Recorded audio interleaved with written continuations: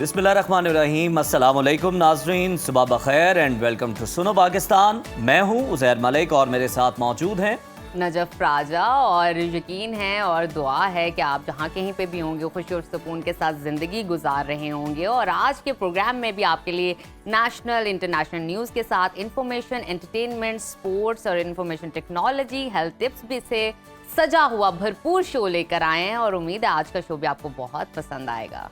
तो जनाब, सबसे पहले हस्ब रिवायत हम जानते हैं मौसम की सूरत हाल अपने प्रोग्राम के आगाज़ में। तो ओवर टू यू नजफ।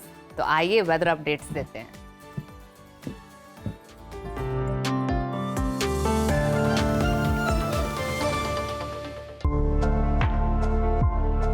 मुल्क भर में शदीद सर्दी की लहर जारी है। बलाई इलाकों में कड़ाके की सर्दी पड़ रही है। पंजाब और सिंध के बलाई इलाकों में धुंध का राज बरकरार है। मुख्तलिफ शहरों में मौसम की क्या सूरत हाल है, आइए जानते हैं। सबसे पहले जिक्र करते हैं गिलगित बल्तिस्तान का,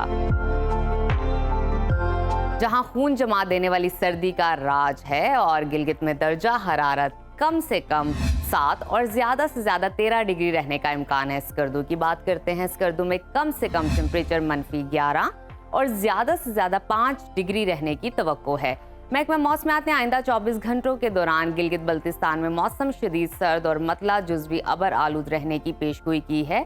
अब नजर डालते हैं आज़ाद कश्मीर पर, जहां शदीद सर्दी की लहर बरकरार है। दारुल हुकूमत मुजफ्फराबाद में कम से कम दर्जा हरारत 2 और ज्यादा से ज्यादा 18 डिग्री रहने का इम्कान है।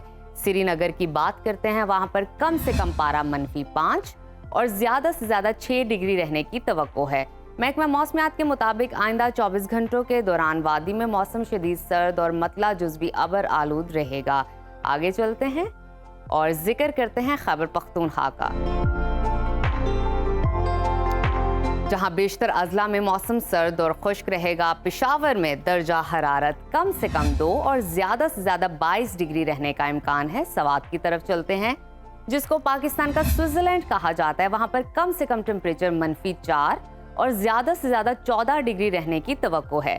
महकमा मौसमियात के मुताबिक आइंदा 24 घंटों के दौरान चित्राल, दीर, सवात में बारिश और बर्फबारी मुतवक्के है। पेशावर, नौशहरा, बनू, DI खान समेत दीगर इलाकों में धुंध पड़ने का इम्कान है। और अब रुख करते हैं सुबह पंजाब के मौसम की तरफ, जहां ज्यादातर अजला में मौसम सर्द और धुंध का राज बरकरार रहा और दारुल हुकूमत लाहौर में दर्जा हरारत कम से कम 6 और ज्यादा से ज्यादा 21 डिग्री रहने का इम्कान है। शहर इक़्तिदार इस्लामाबाद का तस्करा करते हैं, वहां पर कम से कम टेम्परेचर 1 और ज्यादा से ज्यादा 19 डिग्री रहने की तवक्को है। मुल्तान की तरफ चलते हैं। मुल्तान में पारा कम से कम 5 और ज्यादा से ज्यादा 21 डिग्री रहने का इम्कान है। मौसम का हाल बताने वालों ने आइंदा 24 घंटों के दौरान पंजाब के अक्सर इलाकों में धुंध छाए रहने की पेशगोई की है। और अब रुख करते हैं सुबह बलूचिस्तान के मौसम की तरफ,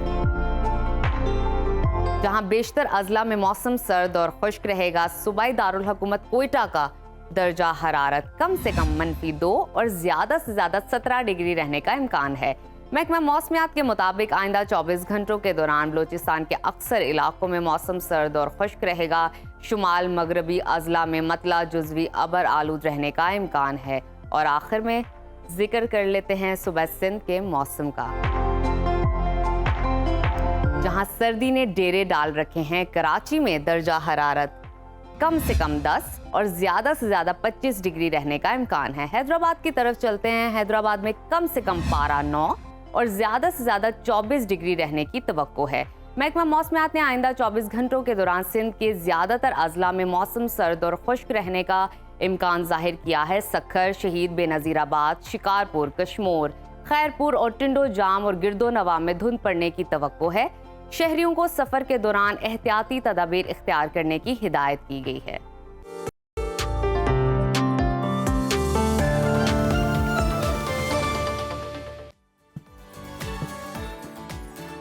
प्रोग्राम में आगे बढ़ते हैं और बात कर लेते हैं मुल्की सियासत की। तो जनाब, इस वक्त अगर देखा जाए तो सियासी पारा उरूज पर है। बानी PTI और बुशरा बीबी के खिलाफ 190 मिलियन पाउंड केस का फैसला तीसरी बार मौखर कर दिया गया है और 17 जनवरी की नई तारीख दे दी गई।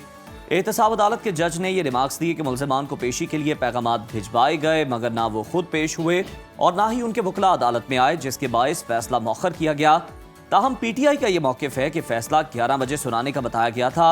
बुशरा बीबी भी रास्ते में थी। बानी पीटीआई को अदालत में पेश करना जेल इंतजामिया की जिम्मेदारी है, मगर जज साहब ने हमारे आने से पहले ही अपनी मर्जी से ये फैसला मौखर कर दिया। दूसरी जानिब वफाकी वज़ीर इत्तलात अता तारर ने फैसला मौखर करने का जिम्मेदार पीटीआई को करार दिया है और कहा है कि बानी पीटीआई ने ताखीरी हरबों में पीएचडी की हुई है। कभी वो वकील तब्दील करते हैं, कभी वकालतनामा बदल देते हैं।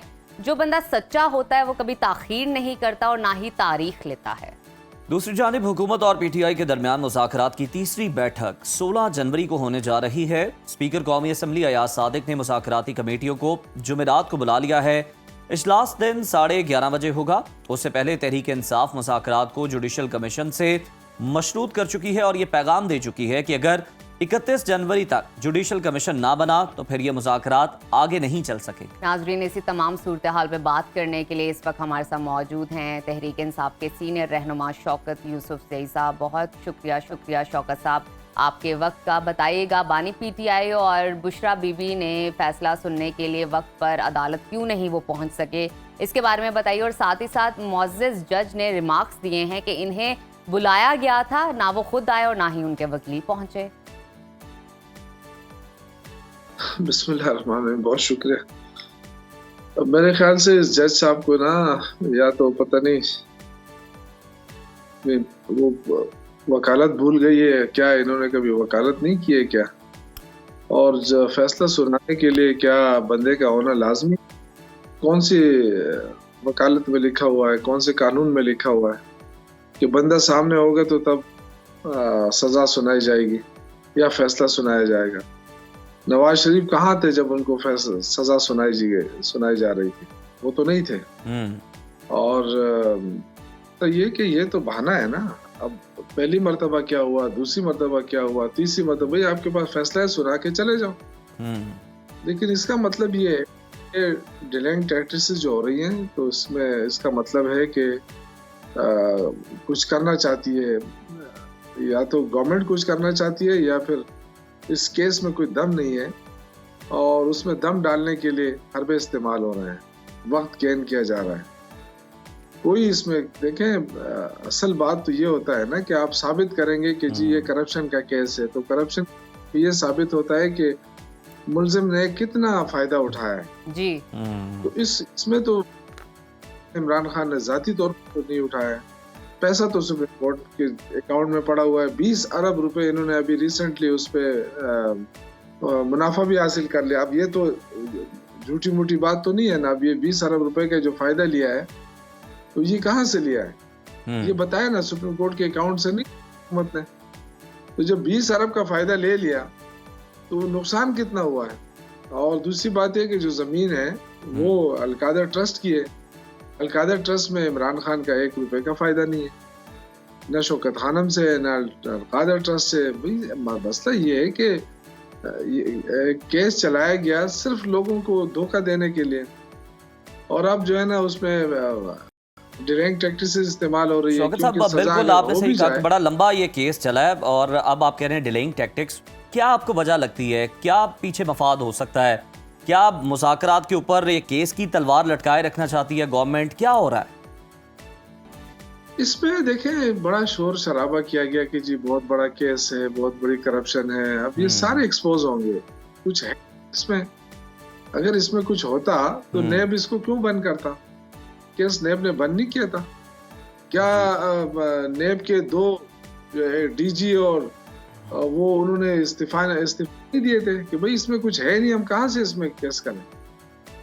तो ये तो ऑलरेडी जो प्रोसिक्यूशन है वो इंतहाई कमजोर रहा है और इसमें कुछ है नहीं। इतना लगा, वो इसीलिए लगा कि लोगों को खिलाते रहो, लोगों को बताते रहो कि ये बहुत बड़ा केस है। साहब, उनके मौके की आपने बात की तो उनका यही है, नैब के साबिक प्रोसिक्यूटर भी जो हैं वो भी यही कहते हैं कि जनाब मिस यूज ऑफ पावर है इसके अंदर। मतलब एक फाइन किया गया था प्रॉपर्टी टाइकून को, उन्होंने गवर्नमेंट को पैसा देना था, तो जनाब उन्होंने जो पैसा जमा करवाना था सुप्रीम कोर्ट में, और ये जो पैसा आया था, ये पैसा आना था गवर्नमेंट ऑफ पाकिस्तान को, जो आपने सुप्रीम कोर्ट में एडजस्ट करवा दिया। ये मसला है।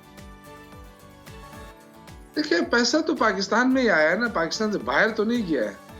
जिस तरह इन लोगों ने, जरदारियों ने, नवाज शरीफ ने पैसा बाहर लेके चले गए, आज तक उनको किसी ने सजा दी है? ये जो बाहर बड़े बड़े बंगले बने हैं, तो मुझे बताया ना जरदारी साहब का तो एक बम्बिनो सिनेमा ही था ना, और वो भी पड़ी जाए तो वो भी कब्जा हुआ है। लेकिन बाद में जो ये इतने मामलात जो बने, ये कहाँ से बने? कभी आज तक किसी ने उस पर सजा दी है? 10 साल जेल गुजार ले, बड़े खुश है कि जी हमने जेल गुजारी है। भाई जेल आपने करप्शन में गुजारी है, आपने कोई कौम की खिदमत के लिए नहीं गुजारी है। जेल इसको कहते हैं जो गुजार रहा है आवाम के लिए, उसको तो आज भी मिल जाएगी अगर वो चाहे तो। बिल्कुल ठीक। शौकत साहब, जरा अब मुज़ाकरात के हवाले से कुछ बात कर लेते हैं। अभी कुछ ही देर पहले जिक्र कर रहे थे आप अल कादर ट्रस्ट के हवाले से, तो उसका जो फैसला है बानी पीटीआई के खिलाफ अगर आ जाता है, तो आपको क्या लगता है कि मुज़ाकरात पर उसका कोई असर पड़ेगा, और फिर तहरीक इंसाफ का क्या लाहे अमल होगा इस पर? देखिए, मेरे नहीं ख्याल है कि फैसले के ऊपर कोई ज्यादा असर पड़ेगा। हम तो इस उम्मीद में है कि जो मुलाकात होगी 16 तारीख को, 16 जनवरी को, उसमें हम एक्सपेक्ट करते हैं कि जो हमने मुतालबात दिए हैं उसमें पेशरफ्त का बताया जाएगा हमें, और अगर पेशरफ्त नहीं हो रही है तो फिर हम इससे अलग हो जाएंगे इस पूरे प्रोसेस से। लेकिन ये नहीं है, क्योंकि ये तो कोई अहम केस नहीं है हमारे लिए ना। इसमें अगर ये सजा ज्यादा से ज्यादा सजा दे भी दें तो हाई कोर्ट में ये चैलेंज हो जाएगा, और फिर इनके लिए साबित करना बहुत मुश्किल होगा जो जो इल्जामात इन्होंने लगाए हैं। लोअर कोर्ट्स के साथ तो इन्होंने जो कुछ किया, मेरे ख्याल से पाकिस्तान की हिस्ट्री में जो इंसाफ चीज के नाम चीज है ना, वो तो खत्म हो गई है ना। गरीब आदमी कहाँ से इंसाफ लेगा? तो मुझे तो बड़ा अफसोस हो रहा है कि मुल्क के निज़ाम के साथ इन्होंने ज़ाती मकासद के लिए, ज़ाती इंतकाम के लिए शरीफ फैमिली ने जो हशर किया है,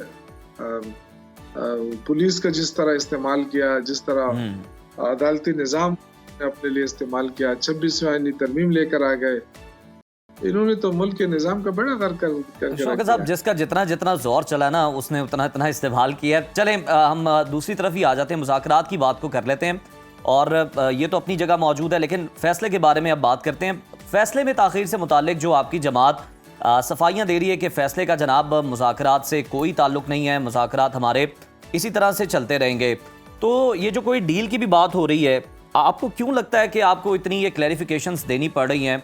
बार बार क्यों आपकी जमात ये वजाहतें दे रही है?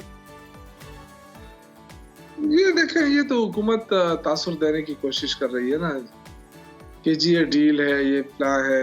ये देखें, अगर हुकूमत की नियत साफ होती तो कल फैसला सुना। इसमें तो सारे वकला की तरफ से आया कि भाई मुल्जिम का होना जरूरी तो नहीं है, फैसला तो अदालत ने कर।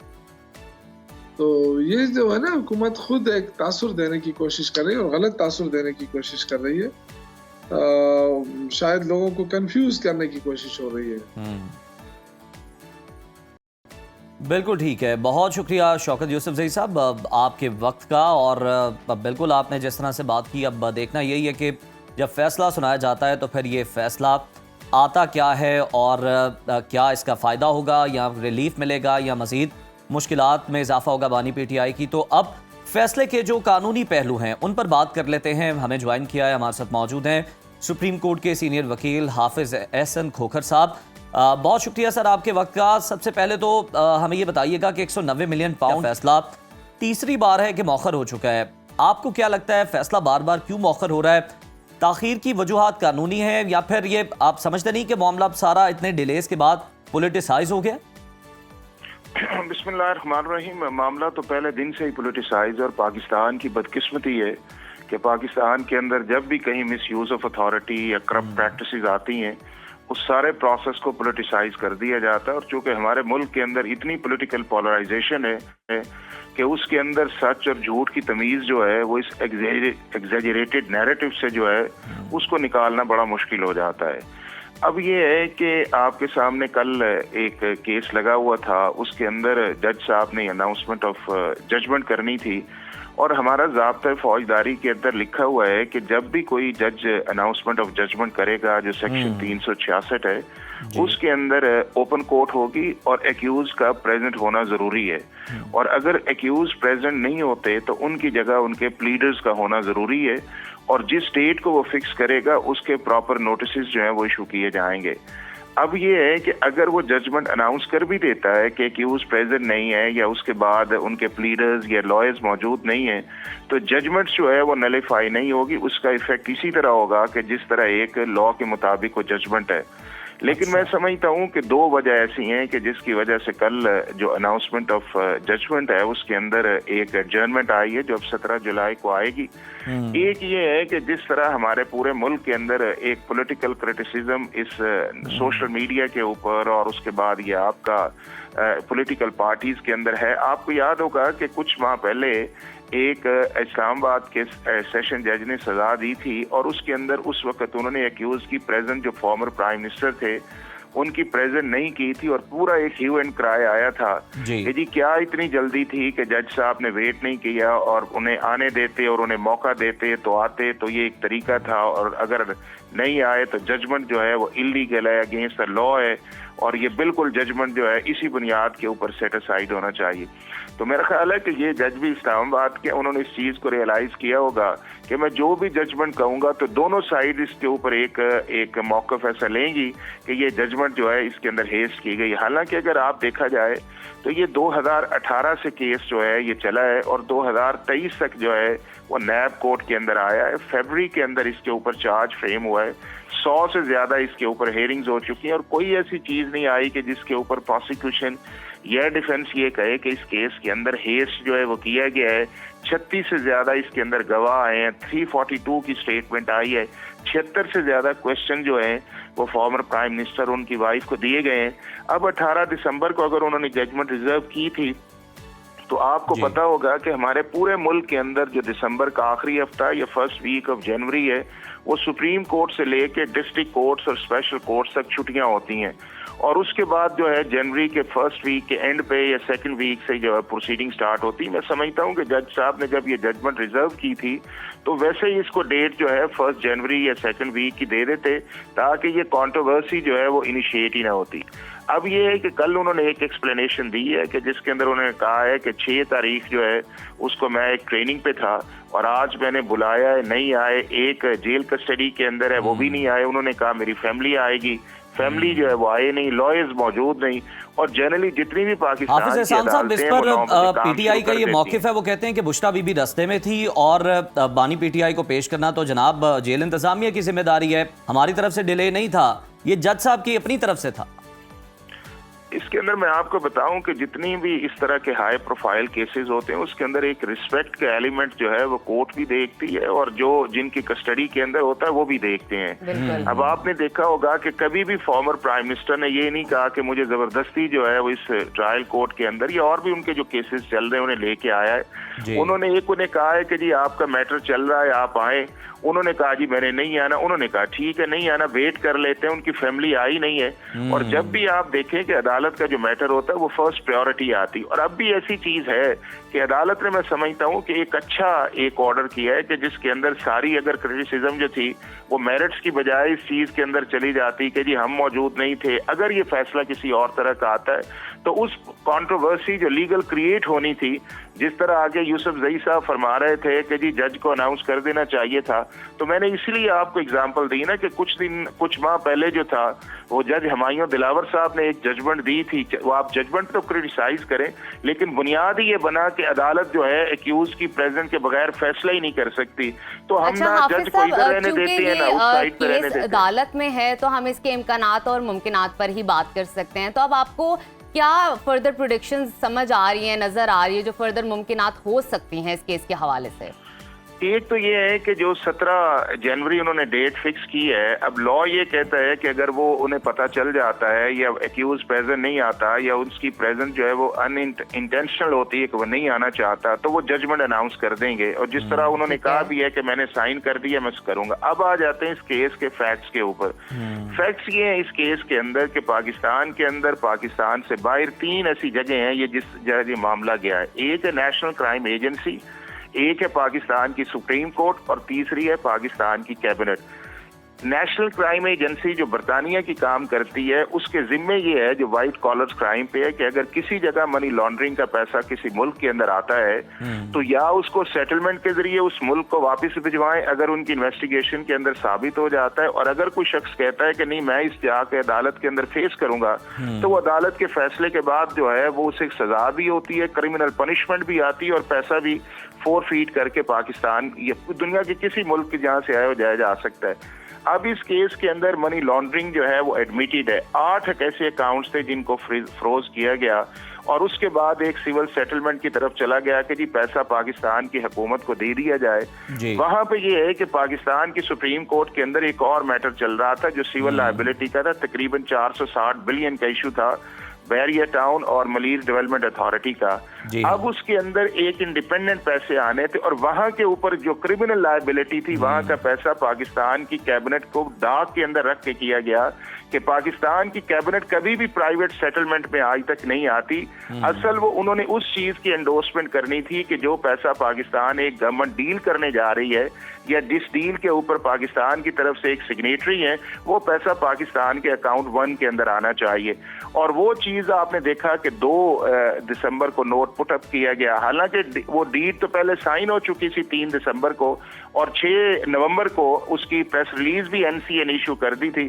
तो ये सारी चीजें ऐसी हैं कि जिसके अंदर एक लीगल और प्रोसीजरल क्लियर कट वायलेशन है और पाकिस्तान की कैबिनेट को जो है वो मिसडायरेक्ट किया गया उस नोट की वजह से, और उसके बाद आपने देखा कि उसे दिखाया भी नहीं गया। कभी भी मिस्टीरियस किस्म की जो है इस तरह की एक्सरसाइज नहीं होती और कैबिनेट मिनिस्टर्स भी बिल्कुल सही कह रहे हैं आप हाफिज एहसान साहब। लिफाफे को बंद रखा गया, काबीना में इसी तरह पेश करके मंजूर करवाया गया। और जो आपने बात की नेशनल क्राइम एजेंसी की, तो उसमें भी यही लिखा गया उनके एलामिये में, उनकी प्रेस रिलीज में, कि जनाब ये गवर्नमेंट ऑफ पाकिस्तान को जाएगा, सुप्रीम कोर्ट का कहीं मेंशन नहीं था। बहुत शुक्रिया आपके वक्त का, आप अपनी कानूनी राय दे रहे थे, हमारी कर रहे थे इस मामले पर। यहाँ पर ब्रेक शामिल करते हैं, ब्रेक के बाद दोबारा आपसे मुलाकात होती है। देखते रहिए सुनो पाकिस्तान। अब बात करेंगे अमेरिका में बदतरीन आतिशज़दगी की। तो रियासत कैलिफोर्निया में लगी आग मुसलसल तबाही फैला रही है। 6 दिन गुजरने के बावजूद आग पर काबू नहीं पाया जा सका। अब तक सिर्फ 13% आग कंट्रोल की जा सकी है। नेशनल वेदर सर्वे के मुताबिक 110 किलोमीटर फी घंटा की रफ्तार से हवाएं चल रही हैं। तेज हवाओं की वजह से आग मजीद खतरनाक हो गई है। आग फैलने से लॉस एंजलिस के मजीद अहम मकामात को नुकसान पहुंचने का खतरा है। म्यूजियम और government Jama university of California भी आग की जद में आने का खदशा है। आग के फैलाव से मुताल्लिक रेड फ्लैग वार्निंग बुध तक नाफिज है। लॉस एंजलिस में तारीखी आतिशज़दगी से अब तक कम अज कम 24 अफराद हलाक हो चुके हैं और बड़ी बड़ी इमारतें राख का ढेर बन चुकी हैं। लाखों अफराद बेघर हो चुके हैं और पुरतायुश घरों में रहने वाले हॉलीवुड की नामवर शख्सियात सड़कों पर आ गई हैं। मुतासरा इलाके जंगज़दा इलाकों का मंजर पेश कर रहे हैं। हुकाम के मुताबिक कैलिफोर्निया में जंग जैसी मंजर पेश आ रहा है और जंगल की आग ने शहर के कुछ महलों को ऐसे बना दिया है कि वहाँ पे जैसे जंग हुई हो। जबकि मुतासरा इलाकों में माशी नुकसान का तखमीना $250 अरब बताया जा रहा है। इस वक्त मुतासरा इलाकों की सूरत हाल क्या है, इसी पर बात करने के लिए इस वक्त हमारे साथ लॉस एंजलिस से मौजूद हैं समाजी कारकुन नासिर राव। Welcome to Suno Pakistan. नासिर, बताइएगा कि इस वक्त आग की ताज़ा तरीन सूरत हाल क्या है और अब तक आग पर काबू क्यों नहीं पाया जा सका?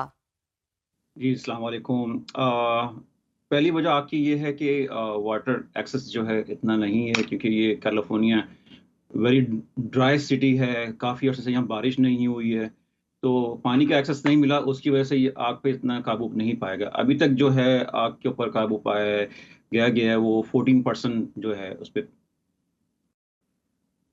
जी अच्छा नासिर, ये बताइएगा कि आग पर काबू नहीं पाया जा सका, ये भी वजूहात सामने आ रही हैं कि कैलिफोर्निया में जिस तरह बारिशें हुई तो पानी को स्टोर नहीं किया गया, गवर्नमेंट का इस तरफ ध्यान नहीं था, कुछ ऐसे मामलात हैं? जी जी जी, ऐसा ही था कि जाहिर बात है गवर्नमेंट आती है, गवर्नमेंट चेंज होती है, फिर उसकी ये लैक की वजह से जो है उन्होंने जो है पानी सेव नहीं किया, प्लस बारिश नहीं हुई है जी। इसकी वजह से तो ये सहारा पहाड़ी इलाका है, काफी जो फैला पूरे रकबा जो अच्छा है, नासिर, ये बताइए जिस तरह से आप पहले रेशो की बात कर रहे थे, कितने % एरिया जो है उस पर आग पर काबू पा लिया गया है और कितना बाकी है, और अगर ये आग नहीं बुझाई जा सकती तो मजीद कौन से इलाके इसकी जद में आ सकते हैं? 14% अभी पे काबू किया है, और क्योंकि कल से हवा कम हो गई थी, मगर आज सेकंड स्पेल शुरू हुआ है हवा का, जो आज ताज़ा खबर है कि आज रात से दोबारा हवाएं तेज शुरू हो जाएंगी। तो लगता है खतरा ये है कि अब दोबारा आग फैल ना जाए, इसके बारे में काफी बड़ी बड़ी सिटीज हैं जो नुकसान हो सकता है। अच्छा, मुझे बताइए कि इस वक्त अमरीकियों के तासुरात क्या हैं, क्या महसूस कर रहे हैं वो? ऑब्वियसली एक इतना बड़ा कंट्री हो और वहाँ पे पानी की शॉर्टेज की वजह से जंगलात में आग लगी है, जानवरों को नुकसान हुआ है, लोगों के घरों को नुकसान हुआ है, बहुत सारे लोगों के घरों की इंश्योरेंस नहीं थी, उन लोगों को नुकसान हुआ है, और अब तो मेक्सिको तक ही वो आतिश जारी है, धुआं नजर आ रहा है। तो क्या सूरत हाल है अमरीकियों की इस वक्त? सूरत हाल तो इतनी सही नहीं है, क्योंकि जाहिर बात है ये इतना बड़ा ट्रेजेडी कैलिफोर्निया में काफी अरसे के बाद हुई है, क्योंकि कैलिफोर्निया स्टेट जो जी। मशहूर है वो जलजिले के लिए लिहाज से यहाँ कहा जाता है कि ये फॉल्ट लाइन है, यहाँ पर अर्थक्वेक कभी भी आ सकता है बहुत बड़ा। मगर जो आग है वो इस तरह की हम नहीं सोचते। कि मुझे खुद जो है तकरीबन यहाँ 28 साल हो चुके हैं कैलिफोर्निया में, हम्म। और जी। मैंने देखा है, और ऐसा मैं खुद क्योंकि ग्राउंड पे गए हैं, हमने काम किया है और देखा है कि ऐसा लगता है कि वहाँ पर कोई जंग हुई है, कुछ हुआ है। बिल्कुल जंग का ही जो है ना वो मंजर पेश कर रहा है ये पूरा इलाका। बहुत शुक्रिया आपका नासिर, आप हमारे साथ शेयर कर रहे थे कि इस वक्त वहाँ पर ताज़ा हाल क्या है, और आपने हमें बताया कि अब तक 14% जो है वो आग पर काबू पाया जा सका है सिर्फ। तो नाज़रीन, दुनिया में कुदरती आफात की तबाहकारियों के दौरान कभी कभार कुछ ऐसे अनहोने और अजीबोगरीब वाक़यात भी सामने आते हैं जो कि हमें वर्ताए हैरत में मुब्तला कर देते हैं।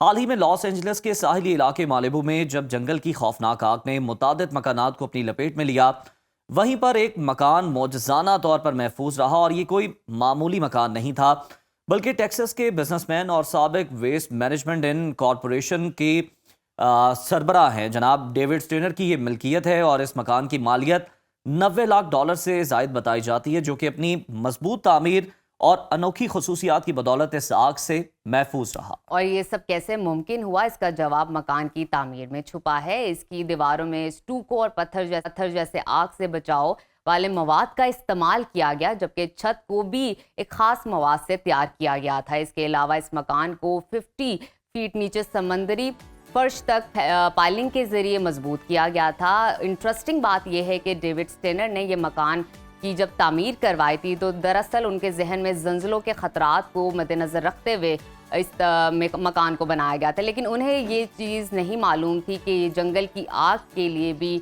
बहुत महफूज साबित हो सकता है। तो नाजरीन, इस तरह के अनोखे और नाकाबिले यकीन वाक़यात हमें ये सबक सिखाते हैं कि जदीद टेक्नोलॉजी और मुस्तहकम मनसूबाबंदी कैसे कुदरती आफात के असरात को कम कर सकती है, और अगर हम कुदरत के असूलों का एहतराम करें, मनसूबाबंदी में जहानत का मुजाहरा करें, तो हम यकीनन बड़ी तबाहियों से बच सकते हैं। और इसकी ये मिसाल आपके सामने है। प्रोग्राम में अब वक्त हो गया एक ब्रेक का। ब्रेक के बाद दोबारा आपसे मुलाकात होती है। दुनिया भर में पाकिस्तान का नाम रोशन करने वाली कम उम्र तरीन माइक्रोसॉफ्ट सर्टिफाइड प्रोफेशनल अरफा करीम रंधावा 2 फरवरी 1995 को फैसलाबाद में पैदा हुई। सिर्फ 9 बरस की उम्र में दुनिया की कम उम्र तरीन माइक्रोसॉफ्ट सर्टिफाइड का एजाज हासिल किया। इलावाजी उन्होंने दुबई के फ्लाइंग क्लब में सिर्फ 10 साल की उम्र में एक तैयारा उड़ाया, जिसका सर्टिफिकेट भी उन्होंने हासिल किया। 2005 में माइक्रोसॉफ्ट के खालिक बिल गेट्स ने अरफा करीम से खुसूसी मुलाकात की और माइक्रोसॉफ्ट सर्टिफाइड एप्लीकेशन की सन्नत दी। माइक्रोसॉफ्ट ने बार्सिलोना में मुनक्किदा 2006 की टेक्निकल डेवलपर्स कॉन्फ्रेंस में पूरी दुनिया से 5000 से ज्यादा मंदोबीन में से पाकिस्तान से सिर्फ अरफा करीम को मदऊ किया गया था। अरफा को 22 दिसंबर 2011 को मिर्गी का दौरा पड़ने पर लाहौर के अस्पताल में मुंतकिल किया गया, जहां वो कुछ रोज कोमे में रहने के बाद 14 जनवरी 2012 को खालिके हकीकी से जा मिली। उनकी लाजवाल काविश की बिना पर उन्हें फातिमा जिना गोल्ड मेडल, सलाम पाकिस्तान यूथ अवार्ड और प्राइड ऑफ परफॉर्मेंस समेत मुताद्दद एजाज़ात से नवाजा गया। जनवरी 2012 में उनके नाम पर डाक का यादगारी टिकट जारी करने की मंजूरी दी गई, जबकि पंजाब हुकूमत ने उनके नाम से लाहौर में अरफा करीम IT टावर भी तामीर किया है। अरफा करीम रंधावा आज हम में मौजूद नहीं, लेकिन वो न सिर्फ माइक्रोसॉफ्ट की तारीख बल्कि हमारे दिलों में भी जिंदा हैं। बिल्कुल, अरफा करीम की आज 13वीं बरसी है और अरफा ने हमें सिखाया है कि ख्वाब देखना और उनके लिए मेहनत करना ज़रूरी है।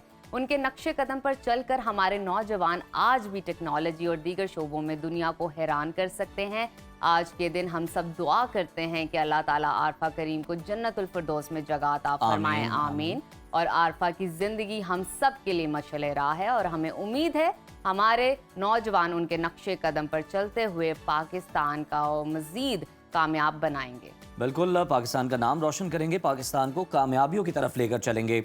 हेल्थ सेगमेंट में अगर आज हम बात करें तो जनाब 2.5 करोड़ से ज़ायद अफराद हैं जो कि सिगरेट नोशी की लत में मुब्तला है हमारे मुल्क में। उनमें बहुत से लोग ये मानते हैं कि जनाब खाने के फ़ौरन बाद सिगरेट पीना खाने को हज़म करने में मदद देता है, और दूसरी तरफ कुछ लोग खाली पेट सिगरेट पीने को भी अपनी एक आदत बना लेते हैं और कहते हैं कि जनाब इससे उनकी तवानाई बढ़ती है, फ्रेश हो जाते हैं। लेकिन सवाल यहाँ ये है कि क्या ये सब सिर्फ एक आदत है या वाकई इसके पीछे कोई साइंसी मंतिक भी मौजूद है? इसी के साथ साथ आजकल एक और चीज़ वेप यानी ई सिगरेट भी बहुत मकबूल है। नौजवान ये समझते हैं कि वेप सिगरेट के मुकाबले में कम नुकसानदेह हैं, लेकिन क्या ये सच है? क्या वेप सेहत के लिए सिगरेट का कम नुकसानदेह मुतबादिल है या इससे भी ज़्यादा खतरनाक है? सिगरेट नोशी और वेपिंग हमारी सेहत, खास तौर पर हमारे डाइजेस्टिव सिस्टम को किस तरह मुतासर करती है और इनका हमारी मजमूई सेहत पर असर क्या पड़ता है, आज हम इन्हीं तमाम सवालात के जवाब जानने की कोशिश करेंगे। हमारे साथ मौजूद है माहिर ग़िज़ाइयत सारा फारूकी। सारा, वेलकम टू सुनो पाकिस्तान। सारा, हमें ये बताएं कि सिगरेट नोशी करने वाले जो अफराद हैं ना, इनके पास बड़ी बड़ी अच्छी दलीलें होती हैं। बिल्कुल ऐसे ये खाने के फौरन बाद किसी भी महफिल से अगर कोई शख्स उठ के गया ना तो हमें अंदाजा हो जाता है ये सिगरेट पीने गया है। ऐसे ही है। इनकी जो मंतक है कि खाने के बाद सिगरेट पीने से हमारा निज़ाम बड़ा अच्छा होता है, इसमें कितनी सच्चाई है? बिल्कुल भी सच नहीं है, वो सिर्फ आप अपने आप को खुश करने के लिए कर रहे हैं। वहम है ये। वहम है, बिल्कुल वहम है। कई लोग देखा जाता है कि चाहे ब्रेकफास्ट किया हो, लंच या डिनर, उसके फ़ौरन बाद जाके उन्होंने वो सिगरेट पी होती है, उससे उनको सेटिस्फैक्शन हो रही होती है। उनका कॉन्सेप्ट होता है कि डाइजेशन बहुत अच्छी होगी, हालांकि ऐसा कुछ नहीं होता। उल्टा आपका डाइजेस्टिव सिस्टम तबाह ही हो रहा होता है और विद टाइम आहिस्ता आहिस्ता ही हो रहा होता है। ऑब्वियसली एकदम से नहीं होता है, लेकिन वही है कि आप अपने साथ खुद ही वो एक चीज़ कर रहे होते हैं। अब किस तरह से है कि क्योंकि उसके अंदर निकोटीन मौजूद है, निकोटीन बहुत ज़्यादा एडिक्टिव है। एक तो आपको एडिक्शन दे देती है, आप सिगरेट्स छोड़ नहीं पा रहे होते, आहिस्ता आहिस्ता वो आपके डाइजेस्टिव सिस्टम को जो है ख़राब करना शुरू हो जाती है, डाइजेस्टिव लाइनिंग को ख़राब करने लग जाती है, अल्सर्स के चांसेस बढ़ जाते हैं और एसिड रिफ्लक्स सबसे ज़्यादा इनमें पाया जाता है, यानी कि बहुत ज़्यादा आपको एसिडिटी फील होती है। गर्ड का इशू भी इन लोगों में पाया जाता है क्योंकि आप इतना ज़्यादा सिगरेट नोशी कर रहे होते हैं। कई लोग आप देखेंगे कि पूरा पूरा दिन वो लोग सिगरेट्स पी रहे होते हैं, हर थोड़ी देर बाद, मतलब हर थोड़ी देर के बाद वो ब्रेक लेके वो सिगरेट पी रहे होते हैं। और ये एक अच्छी आदत नहीं है, बल्कि आप अपनी सेहत बहुत ही ज़्यादा जो है इससे बिल्कुल खराब ठीक। कर अच्छा सारा, मुझे ये बताइए कि वेब भी है हाँ जी, आजकल एक बिल्कुल। नई बीमारी जो आई हुई है जी। सोसाइटी के अंदर और इसको फैशन है फैशन का जी, भी नाम, फैशन है बिल्कुल फैशन का भी नाम दिया जाता है। यूथ हमारी बहुत इसको जी। प्रेज करती है। मुझे बताइए सिगरेट और वेप में फ़र्क क्या है? कौन सी चीज़ ज़्यादा नुकसानदेह है? क्योंकि यही दलील सुनी है कि वेप जो है कम नुकसानदेह जी। है। सिगरेट बेसिकली यही है, टोबैको जो बर्न होता है उसकी स्मोक होती है, वही आप इनहेल कर रहे होते ठीक हैं, है। वही सारे सब्सटेंसेस आपके वेप के अंदर मौजूद अच्छा। हैं। हाँ जी, सिर्फ थोड़ा सा फ़र्क होगा, लेकिन वो ये बस उसको फ्लेवर कर दिया, उसमें फ्लेवर ऐड क्या कर वो दिया। फ्लेवर अच्छे हैं, नुकसानदेह हैं या नुकसानदेह सारा, तो ये नुकसानदेह भी हैं? तो कहते हैं ना लोग कि जनाब हम सिगरेट चूंकि बहुत ज्यादा खतरनाक है तो हम वो छोड़ने के लिए वेप का सहारा ले रहे हैं, इसमें कम निकोटीन हम लेते हैं जी। तो हमारी वो सिगरेट पीने की आदत छूट रही है, तो ये ठीक है? नहीं, बिल्कुल भी ठीक नहीं है। अगर देखें, बात वही आ जाती है कि आप एक जहर है, आप उसको बेशक जितना वो शुगर कोट करने की थोड़ा कोशिश ले लें, करें, ज़्यादा ले लें, उसमें नुकसान करना है नुकसान आपका। करना ही है, हर हाल में करना है। निकोटीन उसमें भी मौजूद है, उस दूसरे वाले में भी मौजूद है, आप चाहे जो भी इसमें से कंज्यूम करें। सबसे बेहतरीन ऑप्शन ये है कि उसको कम से कम लेके उसको ख़त्म करने की कोशिश करें। बिहेवियरल चेंजेस होते हैं, किसी साइकोलॉजिस्ट को आप विजिट कर सकते हैं, न्यूट्रिशन का भी सहारा ले सकते हैं। उसमें यह है कि अपनी डाइट बेहतर कर लें। और कई लोग जिस तरह से जो क्विट करना चाहते हैं, वो जो शुगर फ्री गम्स होती हैं उनको च्यू करते रहते हैं, तो उससे उनको हेल्प आउट होता है। कई लोग नट्स का सहारा लेते हैं, अगर आप नट्स का भी इंटेक शुरू कर दें, आप चबाते रहे ना, तो आपको फील होता है कि अच्छा कोई सेटिस्फैक्शन आपको हो रही है। तो आहिस्ता आहिस्ता आप उस चीज़ को छोड़ सकते हैं, बजाय इसके कि आप एक ऐसी चीज़ ले लें कि आपके माइंड में वो आप सिर्फ सेटिस्फाई हो रहे होते हैं, मेंटली सेटिस्फाई हो रहे हैं। अच्छा ठीक है, इसका नुकसान नहीं है, इसका नुकसान कम है, लेकिन वो कर वही चीज़ रहा होता है जो एक नॉर्मल। ज्यादा नुकसान किस चीज या किस ऑर्गन पे होता है वेप का या सिगरेट का? सबसे ज़्यादा तो डाइजेस्टिव सिस्टम आपका ख़राब होता है, फेफड़ों से भी ज्यादा? हाँ जी, नहीं, फेफड़े भी होते हैं साथ साथ, डाइजेस्टिव सिस्टम ख़राब होगा, साथ ही साथ आपका लंग्स भी ख़राब होना शुरू हो जाएंगे और फिर आगे कार्डियोवास्कुलर सिस्टम आपका जो है वो डिस्टर्ब होना शुरू हो जाएगा। उसमें बीपी इंक्रीज़ होना शुरू हो जाता है, हार्ट रेट इंक्रीज़ होने लग जाता है। इवेंचुअली वही है कि वो आगे जाके हार्ट का भी इश्यूज जो है वो कॉज करना शुरू अच्छा कर सारा, ये भी बताएं कि आपने गांव देहातों में अक्सर देखा होगा कि हुक्का बहुत ज़्यादा पिया जाता जी, है बिल्कुल। और इसमें कोई तफरीक नहीं है, मर्दों खवातीन बड़ी उम्र के जो हैं वो जी। पी रहे होते हैं जनाब बड़े ज़ौक़ व शौक से, जी। तो वो क्या ठीक है, क्या है उसमें? नहीं, वो भी सिमिलर ही चीज़ है, उसमें भी अच्छा। वही एडिक्शन है उसके अंदर। तो इन एनी केस आप इसमें से किसी भी चीज़ का सहारा लें, आपको नुकसान वो दे रहा होता है, लेकिन ऑब्वियसली वो एक स्लो पॉइजन है, वो आहिस्ता आहिस्ता करके जो है आपकी सिस्टम को ख़राब कर रहा होता है। आप देखेंगे, आप जो भी सिगरेट नोशी कर रहे होते हैं उनमें सबसे ज़्यादा विटामिन मिनरल्स की डेफिशिएंसी होती है। जो भी वो चीज़ें खा रहे होते हैं प्रॉपर्ली डाइजेस्ट ही नहीं होता, खाना डाइजेस्ट ही नहीं होता, इनडाइजेस्टेड फूड होता है, वैसे ही बॉडी से पास आउट हो जाता है। बहुत सारी मिनरल्स एंड विटामिन की डेफिशिएंसी होती है, जैसे कैल्शियम की, विटामिन ए की, B12 की डेफिशिएंसी होती है, जो कि डाइजेशन के लिए बहुत ही ज़्यादा इंपॉर्टेंट है, उनकी भी डेफिशिएंसी हो जाती है। तो इसलिए बहुत ज़रूरी है कि इसको आहिस्ता आहिस्ता करके कम करके इसको तो हमारी जो completely cut ग़िज़ा off है, जो जज़ब होती है हमारे अंदर, ये ग़िज़ाई अज्जा पर भी कोई असर डालता है? सिगरेट नोशी खाने के फ़ौरन बाद पी लेना, पहले पी लेना? आप चाहे पहले पिए या बाद में पिए, वो नुकसानदेह है। Equally नुकसानदेह है। नुकसानदेह है। अच्छा, कई लोग, हाँ जी, हाँ हाँ, बात कीजिए। जी जी, जैसे कई लोग अर्ली मॉर्निंग उठ के सबसे पहले ही उन्होंने सिगरेट बिल्कुल, पीनी सिगरेट होती पीना है। उन्होंने। मतलब ये आप देखेंगे, एक तो एसिड रिफ्लक्स आपको होगा, एसिड बहुत ज़्यादा प्रोड्यूस होता है इन द स्टमक जब आप बहुत ज़्यादा सिगरेट का इस्तेमाल कर रहे होते हैं, और साथ ही साथ जो है आपको नौजिया भी फील होगा, नॉशियस होने लग जाते हैं लोग। अब मुझे पता है कई लोग मुझसे एग्री नहीं करेंगे, नहीं हम तो नॉशियस नहीं होते, हमें तो कुछ नहीं होता। वो आदत हो जाती है मेरे ख्याल में बॉडी को ना, आपको मैं जिससे आदत हो मुतासिर जाती होता हूँ ना, है मैं इस वो चीज़ से। सवाल आपसे करना चाहता हूँ। जी। मुझे ये बताएं कि आप सिगरेट नोशों की महफिल में बैठे हैं, कोई एक भी आपके पास जनाब बैठा हुआ है और आप पी नहीं रहे, लेकिन आप उनके करीब बैठे आप हैं, ना आपको passive कितना smoker नुकसान हैं। हो रहा है? आप बहुत पैसे ज़्यादा स्मोकर पैसे स्मोकर हो जाते बिल्कुल, हैं। अच्छा। वही जो धुआं ऑब्वियसली वो जो छोड़ रहे हैं वो आप कहते हैं कि उनसे ज्यादा नुकसान वो साथ वालों को हो रहा होता है, ये सच है बात? ऐसे ही है, बिल्कुल ठीक है, ये बिल्कुल अच्छा सही सारा, बात है। हमने सिम्टम्स की बात की, जी। हमने डीमेरिट्स की बात की, हमने ऑर्गन्स की बात की कि ये नुकसानदेह होते हैं। जी। अब ज़रा हल की तरफ आते हैं, सोल्यूशन की तरफ आते हैं। मुझे ये बताइए, कोई ग़िज़ा में ऐसा कोई फूड है जिसको खा के इसकी जो असरात हैं वो कम किए जा सके? क्योंकि जो सिगरेट नोशी करता है, आप उसको डायरेक्टली और सडनली नहीं कह सकते कि बंद हाँ, करो। लत से छुटकारा मिल हाँ, जाए बस किसी ना देखिए, किसी तरह से। खाने में ऐसी कोई चीज़ नहीं है जो आपको कम्प्लीटली इससे कट ऑफ करने में ठीक हेल्प है। कर सके। बिहेवियरल चेंजेस होते हैं जो डिफरेंट साइकोलॉजिस्ट भी इसमें हेल्प कर रहे होते हैं आपको, लेकिन डाइट के हवाले से ये चीज़ें हैं कि आप जो विटामिन सी से रिलेटेड फूड्स हैं उनका ज़्यादा से ज़्यादा इंटेक ठीक करें, है। फ्रूट्स एंड वेजिटेबल्स का इस्तेमाल ज़्यादा करें, ओके। सैलड्स का इस्तेमाल ज़्यादा से ज़्यादा करें। उसको उन वेजिटेबल्स को कभी भी कंसिडर ना करें जो कि आपने खाने पका के यूज़ कर लेनी होती हैं। अक्सर लोग कहते हैं ना, हम तो वेजिटेबल्स का इंटेक करते हैं डेली बेसिस पे, हम सालन में बना के खा रहे होते हैं, उसका कोई फ़ायदा नहीं है। हमेशा साइड पे एक सैलड होना आप चाहिए, चाह रही अच्छा। रॉ की फॉर्म में, चाहे सैलेड की फॉर्म किसी में भी खाया फॉर्म जाए। में। आप बेशक अगर सालन की फॉर्म में भी खा रहे हैं तब भी तब भी सैलड साथ होनी में चाहिए। चाहिए, क्योंकि जो जबरदस्त। उसमें मिनरल्स एंड विटामिन्स हैं वो आपके सालन में ख़त्म हो गए हैं, वो आपको नहीं मिलेंगे। हाँ। आपको सैलड में जो मिलते हैं वो एज अ रॉ वैसे ही मिलते अच्छा हैं। सारा, ये भी हमें उनके बताएं इंटेक कि ये जो स्मोकर्स हजरात हैं, जी। इनकी सूंघने की, चखने की हिस्स भी कोई मुतासर होती है? बिल्कुल होती और है। सिगरेट छोड़ने के बाद बेहतर हो सकती है? हाँ जी, हो सकती है। उसमें यह है कि जब आप सिगरेट्स बहुत ज़्यादा ले रहे होते हैं तो उसमें आपके जो टेस्ट बड्स होते हैं वो सप्रेस हो जाते हैं। सप्रेस अच्छा। इस तरह से कि आपको किसी भी चीज़ का प्रॉपर टेस्ट नहीं आ रहा होता। घर में जो अगर आप वेजिटेबल्स या फ्रूट्स का इंटेक कर रहे हो तो आपको प्रॉपर टेस्ट उस तरह से नहीं आ रहा होता, लेकिन जब आप उसको छोड़ देते हैं तो आहिस्ता आहिस्ता आपके वो टेस्ट बड्स दोबारा से रिकवर होना शुरू हो जाते हैं, तो आप प्रॉपर मतलब सारी चीज़ें आप इंजॉय कर सकते हैं। जो लोग ज़्यादा सिगरेट्स का इस्तेमाल करते हैं उनका दिल कर रहा होता है कि ज़्यादा सॉल्टी चीज़ें या ज़्यादा शुगरी चीज़ों का इस्तेमाल किया जाए या खाया जाए ताकि टेस्ट प्रॉपर आए, क्योंकि टेस्ट बड्स सप्रेस हो रहे हैं आपके। तो इससे फिर क्या हो रहा है कि आपकी एक तो न्यूट्रिशनल रिक्वायरमेंट जो है वो भी पूरी नहीं हो रही है, आप जंक फूड की तरफ ज़्यादा जा रहे होते हैं। आप देखेंगे कई लोग जो बहुत ज़्यादा सिगरेट पीते हैं वो उनको किसी पॉइंट पे ज़्यादा भूख भी लगना शुरू हो जाती है, बिल्कुल, अच्छा। क्योंकि बिल्कुल। बॉडी में जो आपके जो स्ट्रेस हार्मोन है वो रिलीज़ ज़्यादा हो रहा होता है सिगरेट की वजह से। जब स्ट्रेस हार्मोन ज़्यादा रिलीज़ होता है वो तो कहते हैं हम automatically- स्ट्रेस भगाने के लिए भी जनाब पी रहे हैं। वो स्ट्रेस है हार्मोन- तो उसमें सिगरेट पे सिगरेट पी रहे होते हाँ हैं। जी, वो हार्मोन ज़्यादा रिलीज़ होता है और आपको भूख भी फिर ज़्यादा बाद में लगने लग जाती है, और फिर आप वो जो भी हाथ आ रहा होता है कुछ ना कुछ खाने की सारा कोशिश कर रहे होते हैं। डिस्कलरेशन की अब बात कर लेते हैं। जो लोग सिगरेट नोशी करते हैं उनके आप लिप्स देखेंगे ब्लैक होंगे, उनका फेस कलर सांवला Change या हो बहुत जाता है, ब्लैक हो जाता है, बिल्कुल। नेल्स के कलर चेंज हो Change हो जाते हैं, दांतों पे भी असर दांतों पड़ पे जाता है और वो कुछ अंदर केसेस में। सोचे वो क्या कर रहा होगा। हाँ।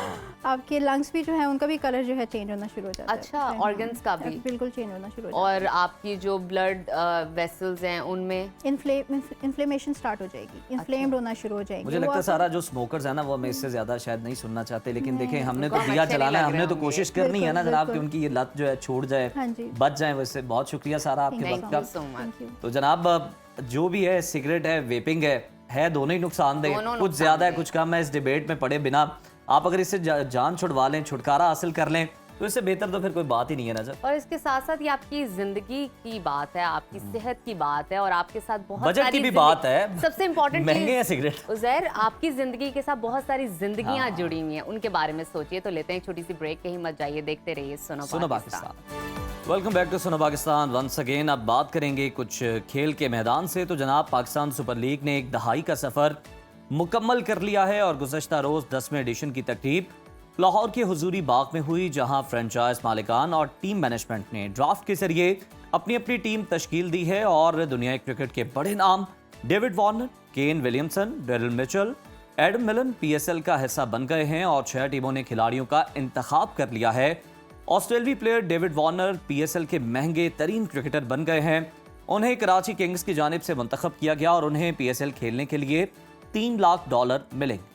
दूसरी जानिब पाकिस्तान ने ICC चैंपियंस ट्रॉफी के इब्तदाई स्क्वाड के लिए 20 नाम भिजवा दिए हैं। जारे मिजाज बैटर फ़खर जमान और इमामुल हक की वापसी की इतलात हैं, जबकि साउथ अफ्रीका के दौरे के दौरान जख्मी होने वाले साइम अयूब को भी इब्तदाई स्क्वाड में शामिल किया गया है। क्रिकेट से मुतालिक तीसरी खबर यह है कि पाकिस्तान और ऑस्ट्रेलिया के दरमियान पहला टेस्ट 17 जनवरी से मुल्तान में शुरू होने जा रहा है। पाकिस्तान ने पहले टेस्ट के लिए 15 रुकनी स्क्वाड का ऐलान कर दिया है, ताहम हैरत अंगेज तौर पर स्क्वाड में 7 तब्दीलियां की गई हैं। तो नाजरीन, इसी तमाम सूरत हाल पर बात करने के लिए इस वक्त हमारे साथ 2 सीनियर स्पोर्ट्स तज्ज़ियाकार मौजूद हैं, याया हुसैनी साहब और डॉक्टर नुमान नियाज साहब। आप दोनों का बहुत बहुत शुक्रिया। सबसे पहले याया हुसैनी साहब, आपकी जानिब आना चाहूँगी। बताइएगा कि टेस्ट मैच की अगर हम बात करें तो वेस्ट इंडीज़ के खिलाफ कौमी स्क्वाड में 7 तब्दीलियाँ की गई हैं। इतने बड़े पैमाने पर तब्दीलियों की क्या वजह आपको नज़र आती है? सबसे पहले तो उज़ैर और नजफ आपको अस्सलाम वालेकुम और डॉक्टर वालेकुम नुमान नियाज अस्सलाम। को भी अस्सलाम वालेकुम। और जहाँ तक आपने बात की कि वेस्ट इंडीज़ के खिलाफ जो हमारा स्क्वाड है उसमें 7 तब्दीलियाँ हैं, तो एक आम शख्स के लिए तो डेफिनेटली जनूबी अफ्रीका के दौरे के तनाजुर में ये जो 7 तब्दीलियाँ हैं वो बड़ी हैरान कुन है कि जनाब जो टीम जनूबी अफ्रीका में खेल कर आई उसमें आपने अचानक 7 तब्दीलियाँ कर दी। लेकिन हालात व वाक़यात को मद्देनज़र रखें, कंडीशंस को आप देखें तो इन तब्दीलियों की वजह बनती थी। एक तो बाय फोर्स चेंज थी जो कि साइम अयूब की जगह हुई, जो कि अनफिट हो गए हैं। फिर दूसरी तब्दीली अब्दुल्ला शफीक की शक्ल में हुई, जो आउट ऑफ फॉर्म थे, उनकी जगह तब्दीली बनती थी।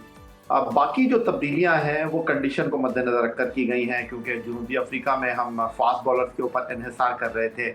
हम जनूबी अफ्रीका में सिर्फ एक स्पिनर नुमान अली को लेकर गए थे 15 रुकनी टीम में, और वो खेले भी नहीं दोनों टेस्ट मैच, न्यूलैंड्स में और सेंचुरियन में। लेकिन पाकिस्तान टीम अब दोनों टेस्ट मैच वेस्ट इंडीज़ के साथ जो है वो मुल्तान में खेलेगी। और अगर आपको याद हो तो गुज़िश्ता साल चंद महीने पहले पाकिस्तान ने इंग्लैंड के साथ पहला टेस्ट मैच मुल्तान में खेला, फिर अगला टेस्ट मैच मुल्तान में और तीसरा टेस्ट मैच पिंडी में खेला। और यहाँ पर जो सरफेस था वो स्पिनर्स के लिए साजगार था। तो इस चीज़ को मद्देनजर रखते हुए हमारी टीम में ये जो तब्दीलियाँ हैं ये कोई गैर मामूली तब्दीली नहीं है। बिल्कुल ठीक है याया साहब। नुमान नियाज साहब, आप ये बताइएगा कि वेस्ट इंडीज़ के खिलाफ कौमी स्क्वाड आपको कितना बैलेंस नजर आ रहा है? देखें जी, एक तो चीज़ है जिसने याया ने बहुत ही अच्छा एक्सप्लेन कर दिया आपको कि ये कंडीशंस को देखते हुए कुछ तब्दीलियाँ हैं, और जिसमें मोहम्मद अब्बास लोग कह रहे हैं कि 10 आउट किए उन्होंने साउथ अफ्रीका में 2 टेस्ट मैचेस में, लेकिन शायद यहाँ पे उनका वैसे ही नहीं बनता था। So if he is not included तो ये कोई चंबे की बात नहीं है। और सिर्फ एक आमिर जो हैं हमारे ऑलराउंडर जो हैं, अनफॉर्चुनेटली वो ऐसे लग रहा है कि he has not been fit, क्योंकि उनको दोनों टेस्ट मैचेस खिलाए गए। Basically is a batting allrounder, लेकिन वो बॉलिंग बिल्कुल नहीं कर पाए थे। सो ये एक आपको थोड़ा सा नज़र आता है। नसीम शाह अगेन दूसरा टेस्ट मैच नहीं खेले थे, तो मुझे तो फिर उनका फिटनेस का कंसर्न लगता है, otherwise he would have been in this team. तो ओवरऑल अगर आप देखें तो काफ़ी बैलेंस टीम है। Saim Ayub obviously unfortunately injured हो गए, अवेलेबल नहीं है, और इमामुल हक ने बहुत सारे रन्स कर दिए हुए थे जो है फर्स्ट क्लास में अभी रिसेंटली कंक्लूडेड, तो उनका आना भी अगेन मेरिट पे है। शायद अब्दुल्ला शफीक को जो हमने वाइट बॉल की फॉर्म पे और इवन टेस्ट मैचेस में फॉर द लास्ट 5 और 6 टेस्ट मैचेस वो 100 किया था उन्होंने मुल्तान में इंग्लैंड के अगेंस्ट, तो वो परफॉर्म नहीं कर पाए थे। शायद क्योंकि वो यंग हैं और बहुत एक्सेप्शनल स्टार्ट था उनको अगर रिटेन कर लिया जाता तो कोई मुज़ाहिर का नहीं था, लेकिन उनका ड्रॉप करना भी अगेन कोई सरप्राइजिंग नहीं है। मोहम्मद हुरैरा का आना, इन एंड आउट रहे हैं, परफॉर्मर हैं, गो कि इस सीज़न में इतने इनके रन्स नहीं हैं। Mohammad Ali for the last 3-4 seasons almost 71 out किए हुए हैं उन्होंने, बहुत अच्छे फास्ट बॉलर हैं। अगेन मेरा ये कंसर्न है, शायद यही माने, कि मोहम्मद अली जैसे बॉलर को साउथ अफ्रीका ले जाना चाहिए था। यहाँ पे इतनी कंड्यूसिव कंडीशंस नहीं होती और हम इनको फिर टेस्ट एंड ट्रायल्स में डाल देते हैं। रोहेल नज़ीर, अगेन हसीबुल्लाह इंजर्ड हो गए थे, उनकी स्प्लिट फिंगर थी। रोहेल शायद हसीब से पहले डिजर्व करते थे टेस्ट मैचेस में second wicket keeper. So overall I think कि पाकिस्तान की एक अच्छी तगड़ी टीम है और वेस्ट इंडीज़ की एबिलिटी को देखते हुए और उनकी वल्नरेबिलिटी अगेंस्ट स्पिनर्स, अब हमारे पास साजिद खान भी हैं, नुमान अली भी हैं और इब्रार भी हैं, तो Pakistan should be able to win both the test matches at Multan. Noman साहब, आपने बिल्कुल ठीक कहा है कि पाकिस्तान की टीम में पोटेंशियल तो बहुत है। आपकी जानिब दोबारा आएंगे। याया साहब, आपसे बात करना चाहूँगी, बताइएगा मुल्तान की विकेट पर नमी को ख़त्म करने के लिए, पहले ड्राई रखने के लिए उसको पाकिस्तान क्रिकेट में ग्रीन हाउस का एक आइडिया मुतारिफ करवाया गया था। मुल्तान की विकेट स्पेसर्स के लिए साजगार होगी या स्पिनर्स को सपोर्ट करेगी, क्या लगता है आपको? नजफ, जिस तरह आपने पहला सवाल किया कि ये तो आपने टीम अनाउंस की है, आपने एक नहीं, दो नहीं, आधी दर्जन तब्दीलियां कर दी जी। और फिर डॉक्टर नुमान नियाज ने जिस तरह चीज़ों को एक्सप्लेन किया कि जो सरफेस था वो फास्ट बॉलर को सपोर्ट कर रहा था जनूबी अफ्रीका का, इसलिए हमने अपने स्क्वाड में फास्ट बॉलर की भरमार कर दी। अब वेस्ट इंडीज़ के खिलाफ हमने अपनी टीम में स्पिनर्स की भरमार कर दी है। हमने नोमान को भी शामिल किया है जिन्होंने 19 आउट किए थे। इंग्लैंड के खिलाफ 2 टेस्ट मैचों में नोमान को शामिल किया है जिन्होंने 20 आउट किए थे। अबरार को टीम में शामिल किया है। तो ये इस बात की निशानदही है कि जो वेस्ट इंडीज़ के खिलाफ हम हिकमत अमली के साथ जा रहे हैं, वाज़े तौर पर वो पिचेस जो हैं वो स्पिनर्स के लिए साजगार होंगी, मददगार होंगी। और जो आपका सवाल है कि मुल्तान में स्पिनर्स को सपोर्ट करेगी पिच या फास्ट बॉलर को, अगर फास्ट बॉलर को सपोर्ट करती तो फिर आप मीर हमजा, उसके साथ आमिर जमाल को, नसीम शाह को और मोहम्मद अब्बास को टीम से ड्रॉप नहीं करते। बिल्कुल ठीक है याया साहब, आपका पॉइंट आ गया। नुमान साहब, आपकी जानिब आऊंगा। पाकिस्तान ने चैंपियंस ट्रॉफी की अगर हम बात करें तो इब्तदाई 20 रुकनी स्क्वाड आईसीसी को भिजवा दिया है, जिसमें फ़खर ज़बान और इमामुल हक की वापसी हुई है, जिनका हम पहले भी जिक्र कर रहे थे। इंजर्ड साइम अयूब को भी स्क्वाड का हिस्सा बनाया गया है। आपको क्या लगता है चैंपियंस ट्रॉफी के लिए कौमी प्लेइंग 11 कितनी स्ट्रॉन्ग है?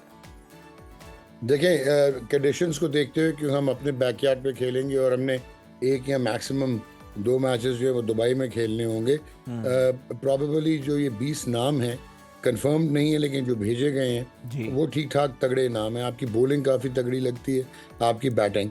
मुझे सिर्फ एक जो है वो खदशा है और वो ये है कि साइम अयूब की जो एंकल इंजरी है वो अगर माइल्ड से माइल्ड भी है और अगर लिगामेंट है तो आपको तकरीबन रिहेबिलिटेट करते और वापस प्रोफेशनल क्रिकेट में आते हुए कम से कम 3 माह लग जाते हैं। और अगर वो कहीं फ्रैक्चर है और अगर ऑपरेट नहीं भी होना तो वो 6 से 9 माह लग सकते हैं। एंकल एक ऐसा जो आपका टखना है वो इतना वल्नरेबल होता है कि उसके लिगामेंट इंजरी अगर क्रॉनिक हो जाए तो आपके करियर पे इम्पैक्ट कर सकती है। और साइम आउटस्टैंडिंग जिस हद तक ये इंजरी है, आपको लगता है कि इसमें रिस्क लेना चाहिए? और डेफिनेटली जी, नॉट ओनली रेस्ट, उनके तो प्रॉपर रिहेबिलिटेशन होनी चाहिए और रिहेबिलिटेशन के बाद जब वो फिटनेस में वापस आए, it will take again weight bearing और सारा कुछ, it will take again 4 to 6 weeks. तो बिल्कुल हरी अप नहीं करना चाहिए ना पाकिस्तान क्रिकेट बोर्ड को और ना साइम को। हमने पहले भी बहुत सारे फास्ट बॉलर्स अपने ज़ाया कर दिए बिकॉज ऑफ अनफॉर्चुनेटली अनप्रोफेशनल वे जिस तरह मेडिकली उनको हैंडल किया गया। शहनशाह अफरीदी ने भुगता, एहसानुल्लाह ने भुगता, नसीम शाह भुगत रहे हैं। आमिर जमाल का बैक फ्रैक्चर हुआ था काउंटी में, नॉट फ्रैक्चर बट उनका बैक इंजरी हुई थी और वो अभी तक बॉलिंग उसका नहीं कर पाए। हमने साउथ अफ्रीका में देखा, उन्होंने एक टेस्ट में टोटल 8 ओवर किए थे। So at the end of the day what is more important is कि हमें जो है वो साइम को प्रिजर्व करना चाहिए और कोई ज़रूरत नहीं थी कि उनका नाम भेजा जाए, उनको प्रेशर में डाला जाए। फ़खर ज़मान इज़ गुड इनफ कि वो आके ओपन करें, चाहे वो बाबर आजम के साथ ओपन करें। आपकी मिडिल ऑर्डर में अब आपको नज़र आता है कि कमरान गुलाम है। So again fantastic. South Shakeel शायद या मैं ऐसे एग्री करें कि आपको शायद रिक्वायरमेंट हो जाए और जो मुझे लग रहा है अगर आमिर जमाल फिट नहीं होंगे तो आपको शायद एक ऑलराउंडर, क्योंकि सारा बोझ आ जाएगा सलमान अली आगा पे, जिन्होंने अच्छा हैंडल किया है अपनी स्पिन बॉलिंग से और बैटिंग में। सो ओवरऑल पाकिस्तान की टीम इतनी बुरी नहीं है and we should not consider कि ये जो हैं ये कोई लो रैंकिंग जाएंगे। ओडीआई में भी आपने रिसर्जेंस देखी है, ऑस्ट्रेलिया में हमने ऑस्ट्रेलिया से सीरीज जीती है, साउथ अफ्रीका में 3-0 किया है, तो वनडे इंटरनेशनल में हमें बैलेंस बनता नज़र आ रहा है और इन होम कंडीशन में I think Pakistan should be able to do much better than expected. सही, बिल्कुल ठीक।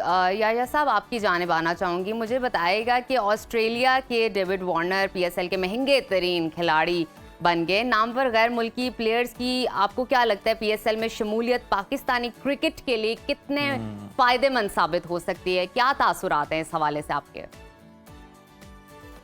नजफ, पाकिस्तान सुपर लीग का जो 10वां एडिशन है जो कि आईपीएल के साथ क्लैश कर रहा है, बड़े तहफ़्फ़ुज़ात थे इस टूर्नामेंट के हवाले से कि जी खिलाड़ी खेलने के लिए नहीं आएंगे, और आईपीएल और पीएसएल का जब मुवाज़ना होगा तो डेफिनेटली आईपीएल दुनिया की सबसे बड़ी क्रिकेट लीग है, उनका जो वॉल्यूम है in the terms of money वो काफ़ी ज़्यादा है। लेकिन जो ड्राफ्ट हुआ है कल, और ड्राफ्ट के अंदर न्यूजीलैंड के डैरल मिचेल आए हैं, मार्क चैपमैन आए हैं, एडम मिलने आए हैं, और श्रीलंका के कुशाल परेरा आए हैं, फिर उसके साथ जो है वो डेविड वार्नर का इंडक्शन हुआ है पाकिस्तान सुपर लीग में।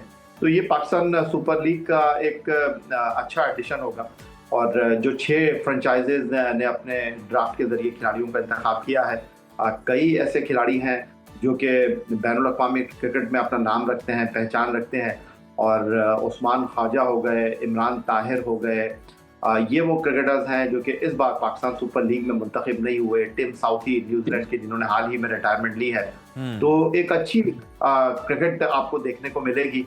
और जिस तरह आपने बात की कि डेविड वार्नर $3 लाख में पाकिस्तान सुपर लीग का हिस्सा बने, तो that's wonderful for Pakistan cricket कि पाकिस्तान सुपर लीग जो है वो दुनिया की एक मारूफ लीग बन गई है। ठीक है कि उसका मुकाबला मवाजना नहीं है आईपीएल के साथ, लेकिन बहरहाल पाकिस्तान सुपर लीग का अपना एक मुकाम है, अपना एक रुतबा है, तो उस तनाजुर में देखा जाए तो कुछ बुरी पिक्स नहीं है यहाँ पर।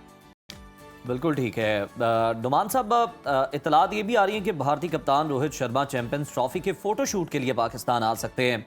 वो मुमकिन तौर पर कप्तानों की प्रेस कॉन्फ्रेंस में भी शिरकत करेंगे, मगर अभी तक जो है हतमी फैसला सामने नहीं आ सका। क्या आपको लगता है कि वो पाकिस्तान आएंगे? देखें, ये बड़ा ट्रिकी सी चीज़ है। अगर रोहित शर्मा को आने में तो कोई हर्ज और कोई मुज़ायका नहीं है। Pakistan is as safe as any country in the world, और आना चाहिए। उन्हें कप्तानों की फ़ोटोग्राफ है और वो जिसका इनिशियल प्रेस कॉन्फ्रेंस होती है, बट मुझे नहीं लगता कि बीसीसीआई उनको भेजेगा, क्योंकि अगर भेजेगा तो वो अपना ही नैरेटिव जो है उसको कंसीड करेगा और कॉन्ट्राडिक्ट करेगा, क्योंकि उन्होंने ये कहा था कि they feel unsafe in Pakistan, and that is the reason कि वो सारा एक बहुत बड़ी जो है मुश्किलात का सामना था, कंट्रोवर्सी बनी। आईसीसी चैंपियंस ट्रॉफी का स्केड्यूल लेट हो गया। पाकिस्तान और इंडिया को जो है इवेंचुअली उन्होंने कहा जी हम थर्ड दूसरे न्यूट्रल वेन्यू पे जाके खेलेंगे, और मेरा नहीं ख्याल है कि उनको आने दिया जाएगा। अगर वो आते हैं, इससे पहले रॉजर बेनी भी आए, शुक्ला भी आए, इवन इनके जो है एक ब्यूरोक्रेट भी आए थे, एक मिनिस्टर भी आए थे रिसेंटली कॉन्फ्रेंस पे। सो मेरा नहीं ख्याल है जिस बेसिस पे उन्होंने ना की है और उन्होंने हाइब्रिड मॉडल की डिमांड की थी not to come to Pakistan, तो शायद रोहित शर्मा को भी रोक लिया जाए।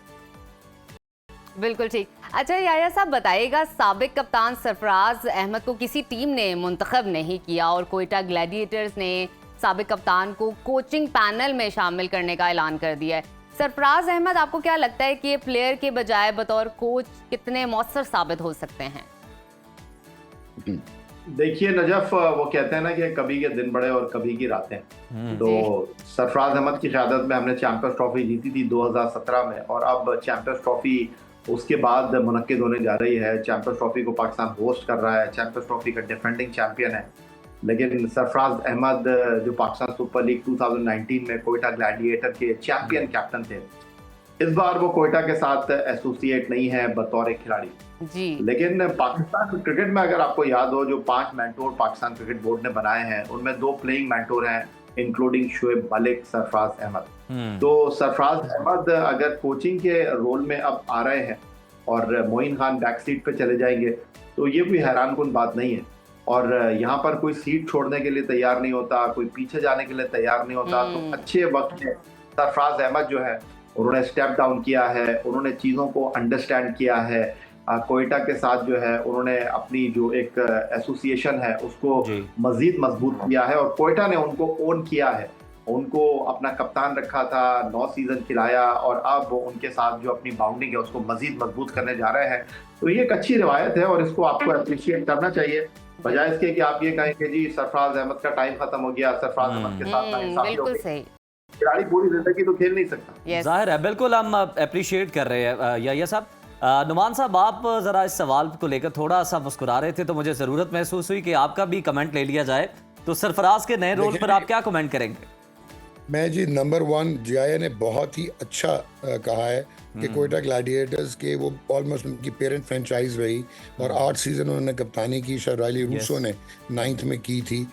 हर प्लेयर का जो है वो ऑब्वियसली उन्होंने डिसाइड करना होता है ट्वाइलाइट ऑफ देयर करियर, लेकिन सरफराज अहमद का मैं ये कहूँगा कि one of the sharpest cricketing minds और एक बेहतरीन कप्तान था वो पाकिस्तान का। Not only champions trophy, the way he led Pakistan in T20s और आपकी नंबर 1 टीम थी, शायद 31 में से 28 मैच उन्होंने जीते थे एज कप्तान। पॉलिटिकली उनको रिमूव किया गया, गलत रिमूव किया गया, गलत टीम से हटाया गया, उनके साथ बहुत नाइंसाफ़ी हुई, बट ही विथस्टूड। फिर वो वापस आए जो चैंपियन प्लेयर्स करते हैं। न्यूजीलैंड के अगेंस्ट टेस्ट मैचेस में एट होम उन्होंने परफॉर्म किया, सिंगल हैंडेडली इम्पैक्ट क्रिएट किया। तो मेरे ख्याल में अब उनकी जो शिफ्ट है एब्सोल्युटली या स्पॉट ऑन कि उन्होंने अब आगे चलना, भी मेंटोरिंग भी वो कर रहे हैं। चैंपियंस जो टूर्नामेंट होते हैं पाकिस्तान में उसमें वो मेंटोर भी हैं और अब वो कोच होंगे कोयटा ग्लैडिएटर्स के। वेरी हार्टनिंग जी कि हमारे एक्स प्लेयर को जिसकी इतनी कंट्रीब्यूशन है और उसको जो है वो ऑब्वियसली उसका राइट है कि उसने अब शिफ्ट होना है। तो मेरी मुस्कुराहट ये थी कि वन ऑफ द बिल्कुल ठीक आपने कहा नुमान साहब, बड़े कामयाब कप्तान भी रहे हैं और ये बड़ी अच्छी बात है कि जो फ्रेंचाइज है कोयटा ग्लैडिएटर्स वो स्टिल उन्हें ऑन कर रही है और एक रोल दे रही है, उन्हें आउट नहीं कर रही। बहुत शुक्रिया डॉक्टर नुमान नियाज़ साहब आपके वक्त का, याया हुसैनी साहब आपके वक्त का। दोनों सीनियर स्पोर्ट्स एनालिस्ट हमारे साथ मौजूद थे और इन क्रिकेट से जुड़े अहम मामलात पर अपनी राय दे रहे थे, जो कि ऑब्वियसली हमारे लिए, हमारे नाज़रीन के लिए बड़ी इंपॉर्टेंट है, बड़ी ऑथेंटिक है। तो आप दोनों का बहुत शुक्रिया। तो इसके साथ ही ब्रेक का वक्त हुआ चाहता है प्रोग्राम में। ब्रेक के बाद आपसे दोबारा मुलाकात होगी। देखते रहिए सुनो Pakistan. Welcome back to Suno Pakistan. नाजरीन, दुनिया तेजी से बदल रही है और इस तब्दीली की सबसे बड़ी वजह है आर्टिफिशियल इंटेलिजेंस यानी मसनूई ज़हानत। हमारी ज़िंदगी के हर शोबे में असरात मुरतब करने वाली आर्टिफिशियल इंटेलिजेंस अब कंटेंट क्रिएशन की दुनिया में इनकलाब बर्पा कर रही है। बिल्कुल नजफ, आपने सही कहा। पहले हमें बेहतरीन कंटेंट या फिर वीडियो बनाने के लिए बड़ी मेहनत करना पड़ती थी, यानी घंटों आपके लग जाते थे। लेकिन अब एआई ने ये काम इतना आसान कर दिया है कि एक क्लिक से आप कॉपी राइटिंग, आर्ट वर्क, यहाँ तक के वीडियोस भी क्रिएट कर सकते हैं। और इसके साथ साथ आपको बताते हैं आर्टिफिशियल इंटेलिजेंस जो है कंटेंट की दुनिया को कैसे बदल रही है और इसको इस्तेमाल में लाते ही हम कम वक्त के अंदर मेहनत के साथ अपनी आमदनी को कैसे बढ़ा सकते हैं। इसी पर बात करने के लिए इस वक्त हमारे साथ मौजूद हैं डिजिटल कंटेंट क्रिएटर और आईटी एक्सपर्ट कासिम सनारामे। Welcome to Suno Pakistan. कासिम, सबसे पहले बताइएगा आर्टिफिशियल इंटेलिजेंस कंटेंट क्रिएशन को कैसे तब्दील कर रही है और एआई के टूल्स को इस्तेमाल करते हुए हम ज़्यादा कैसे कमा सकते हैं। राइट जी नजफ, अस्सलाम वालेकुम। पहले तो जो हमारी ऑडियंस है उसको इसमें इससे पहले कि मैं ये जो आर्टिफिशियल इंटेलिजेंस को कंटेंट क्रिएशन के हवाले से कहते हैं मैं बात करूँ, एक बड़ा इंपॉर्टेंट कॉन्सेप्ट है जो समझने की ज़रूरत है कि जो एआई है, एआई के ना आगे आप समझ लें कि ना 3 शाखें हैं। एक है आर्टिफिशियल इंटेलिजेंस यानी कि एजीआई है, जिसको हम लोग बोलते हैं artificial general intelligence. Artificial general intelligence ऐसे ही है कि जैसे इंसान एक दूसरे के साथ कहते बातचीत कर रहे हैं कि एआई इस लेवल पे आ जाए कि इंसानों की तरह काम करने लगे। उसके बाद है एएसआई जो आर्टिफिशियल कहते हैं सुपर इंटेलिजेंस के एआई ने इंसानों से भी ज़्यादा आगे बढ़ के कहते परफॉर्म करना शुरू कर दिया है। और फिर जो बिल्कुल कहते हैं स्टार्टिंग स्टेज है जो आजकल चल रही है उसको हम लोग बोलते हैं एएनआई, आर्टिफिशियल नैरो इंटेलिजेंस। तो जो अभी हमारी कहते हैं कंटेंट क्रिएशन है ये आर्टिफिशियल कहते हैं नैरो इंटेलिजेंस के अंडर आती है। अब इसमें एक आर्टिफिशियल इंटेलिजेंस को यूज़ करते हुए ये जो नैरो इंटेलिजेंस है इसको यूज़ करते हुए कंटेंट क्रिएशन ऐसे तब्दील होगा कि हम बहुत कहते कम वक्त के अंदर बहुत अच्छा कंटेंट कहते प्रोड्यूस कर सकेंगे। फॉर एग्जांपल कोई भी हमारा जो क्रिएटिव काम है, वीडियो एडिटिंग है या हमारी कहते कॉपी राइटिंग है या हमारा कोई आर्ट वर्क है, तो जो घंटों के काम है वो हम कहते मिनट्स के अंदर करना शुरू हो चुके हुए हैं।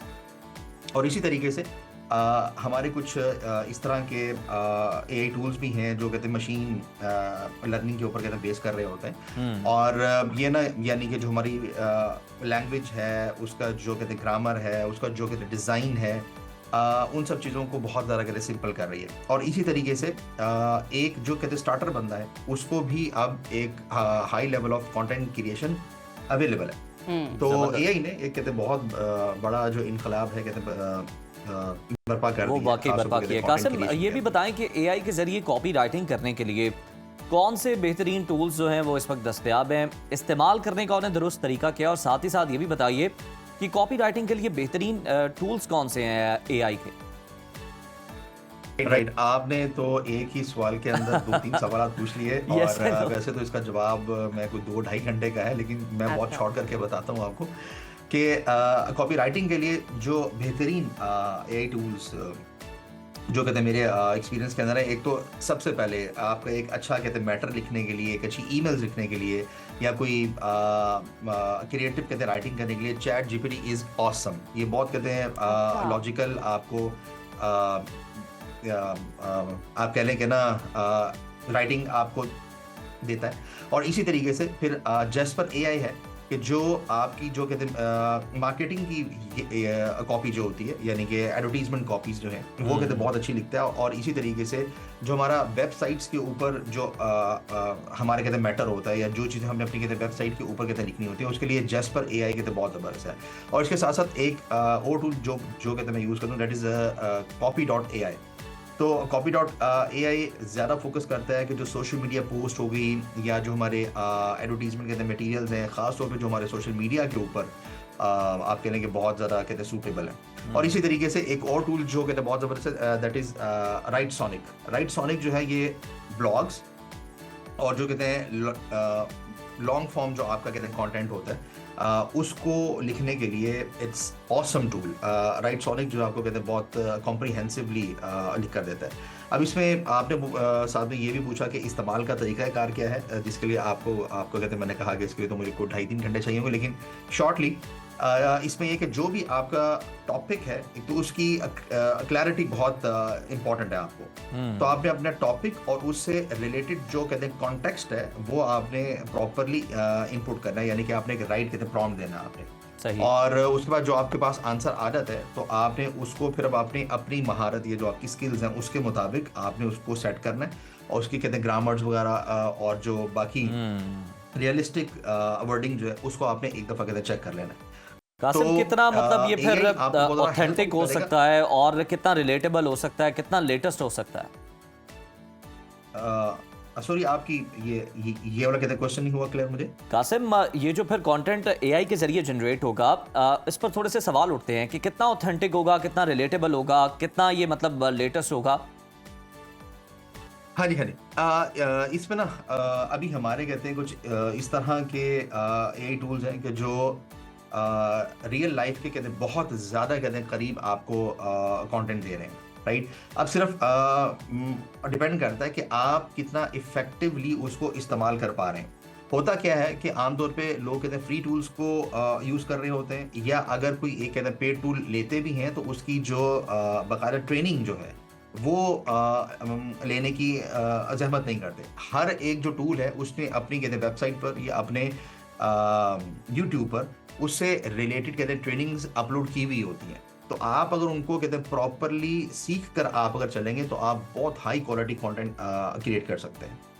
जी अच्छा कासिम, जब भी हम AI टूल्स को प्रोफेशनली इस्तेमाल करते हैं तो वो हमें हमारी कमांड के मुताबिक सारे जवाबात दे रहा होता है, लेकिन आफ्टर 15 और 20 क्वेश्चंस अब अगर हम फर्दर उससे सवाल करते हैं तो हमें वो वेट का बोलता है। तो मुझे ये बताइए कि क्या ऐसा कोई टूल है जिसको सब्सक्राइब के बगैर भी हम उससे मदद हासिल कर सकें, और सही सब्सक्रिप्शन का तरीक़ेकार क्या होना चाहिए और वक्त कौन सा होना चाहिए, ये भी बताइएगा।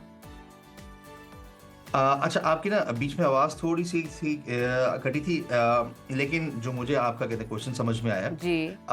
वो ये है कि जी इसके कहते हैं यानी कि सब्सक्रिप्शन का सब्सक्रिप्शन तरीकेकार वगैरह की कहते हैं फी कासिम वगैरह क्या कौन है, सा और होना चाहिए? और इसको आप कहते हैं प्रोफेशनली कहते हैं कैसे इस्तेमाल कर सकते हैं। बिल्कुल तो बिल्कुल। उसमें एआई के बहुत सारे ना कहते हैं फ्री टूल्स भी हैं, ठीक जैसे है। जो हमारा कहते हैं बेसिक वर्जन है कहते हैं चैट जीपीटी का, वो आपके लिए कहते हैं बहुत इफेक्टिव आंसरिंग करता है। और लेकिन इसी कासिम तरीके से उसमें जो भी different कहते हैं 15-20 premium tool है, जैसे क्वेश्चंस अभी के कहते बाद हैं वो मैंने भी जिक्र किया था, सब्सक्रिप्शन की बात Copy.ai करता का, है। फिर कहते हैं जेस्पर एआई है, राइट सोनिक है, ये $19 से कहते हैं जी। $99 या इससे ज़्यादा भी चार्ज करते हैं।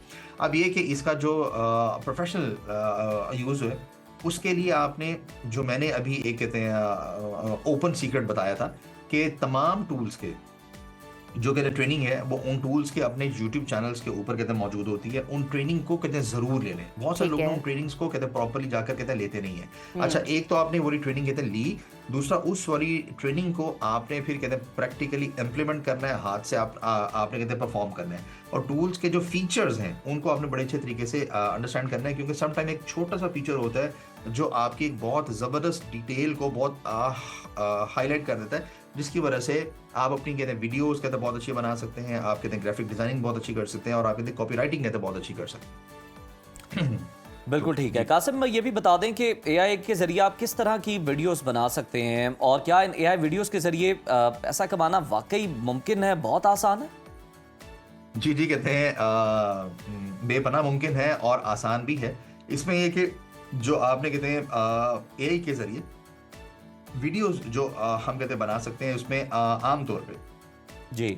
एक्सप्लेनर वीडियोस होती हैं कि जैसे कोई कहते प्रोडक्ट है उसके फीचर को आपने कैसे यूज़ करना है, तो एक्सप्लेनर कहते वीडियोस होती हैं, या आप हिस्ट्री से रिलेटेड आपकी कहते हैं वीडियोस होगी, या फैक्ट्स पर वीडियोस होगी, तो इनको हम लोग बोलते हैं एक्सप्लेनर वीडियोस। इसी तरीके से एनिमेशन वीडियोस जो हैं वो आप इससे क्रिएट कर सकते हैं, जो बड़ी इफेक्टिवली क्रिएट होती हैं, प्रोवाइडेड कि आपने उसके ऊपर थोड़ा टाइम लगाया और एक्सपीरियंस कहते गेन किया। इसी तरीके से डिफरेंट टाइप्स ऑफ कहते हैं सोशल मीडिया एड्स हैं, वो आप कहते हैं एआई के जरिए बहुत ज़बरदस्त तरीके से कहते हैं जनरेट कर सकते हैं, और साथ साथ यूट्यूब के जो शॉर्ट्स हैं, इंस्टाग्राम के रील्स हैं, ये सारी चीज़ें आप बिल्कुल एआई से कर सकते हैं। अच्छा, अब ये तो आपका सवाल कि क्या इससे कहते हैं पैसा कमाना मुमकिन है, तो जी बेपनाह कहते हैं मुमकिन है। कैसे? आप डिफरेंट कहते हैं ब्रांड्स के लिए वीडियोज़ वगैरह कहते हैं बना सकते हैं। ऑनलाइन कोर्सेज जो हैं वो आप बनाकर आप जो डिफरेंट कहते हैं ऑनलाइन कोर्सेज डिलीवर करने वाली जो ऑर्गेनाइजेशंस हैं उनको आप सेल कर सकते हैं, या आप खुद उन वाले ऑनलाइन कोर्सेज को आप सेल कर सकते हैं। इसी तरीके से जो सोशल मीडिया की मोनेटाइजेशन है, जैसे कहते हैं यूट्यूब की है मोनेटाइजेशन, अगर आप कहते हैं फेसबुक मोनेटाइजेशन कहते हैं करवा लेते हैं, फेसबुक की जो वीडियो मोनेटाइजेशन जो है वो पाकिस्तान में तो अवेलेबल नहीं है, बट देयर आर कहते हैं सम मेथड्स के जिसके थ्रू आप कहते हैं फेसबुक की जो मोनेटाइजेशन आप उसको भी एक्टिव कहते हैं कर सकते हैं। तो ये तमाम एआई बेस्ड वीडियोस के जरिए आप सोशल मीडिया कहते हैं मोनेटाइजेशन, ब्रांड्स के लिए कहते हैं काम करके, ऑनलाइन कहते हैं कोर्सेज बना के, और भी कहते हैं बहुत सारे तरीके हैं कि बिल्कुल बिल्कुल बड़े वसी मौके हैं। कासिम, बिल्कुल ये एक बड़ा वास्ट सब्जेक्ट है, और आपने बड़े बेहतरीन अंदाज में कोशिश की है इसको समेटने की और बात करने की, जो कि हमारे ऑडियंस के लिए बड़ा हेल्पफुल है। तो थैंक यू सो मच आपके वक्त का, और जिस तरह से आपने बताया कि बिल्कुल ये एआई टूल्स जो हैं ये बड़े आसान है, आप इन्हें यूज़ कर सकते हैं, लेकिन आपको कुछ ना कुछ यूट्यूब पर जाकर वीडियोस देखनी होगी, कहीं ना सही से थोड़ा बहुत सीखना पड़ेगा, आपको ट्रेनिंग लेनी है यूट्यूब के थ्रू, आपको सीखना है और फिर उसको इम्प्लीमेंट करना है ताकि आप सही तरीके से इसका इस्तेमाल कर सकें। तो नाज़रीन, अभी वक्त हुआ छोटी सी ब्रेक का, कहीं मत जाइए, देखते रहिए सुनो पाकिस्तान। अच्छी सूरत को संवरने की जरूरत क्या है, सादगी में भी कयामत की अदा होती है। तुम जो आ जाते हो मस्जिद में करने नमाज अदा, तुमको मालूम है कितनों की कज़ा होती है। ना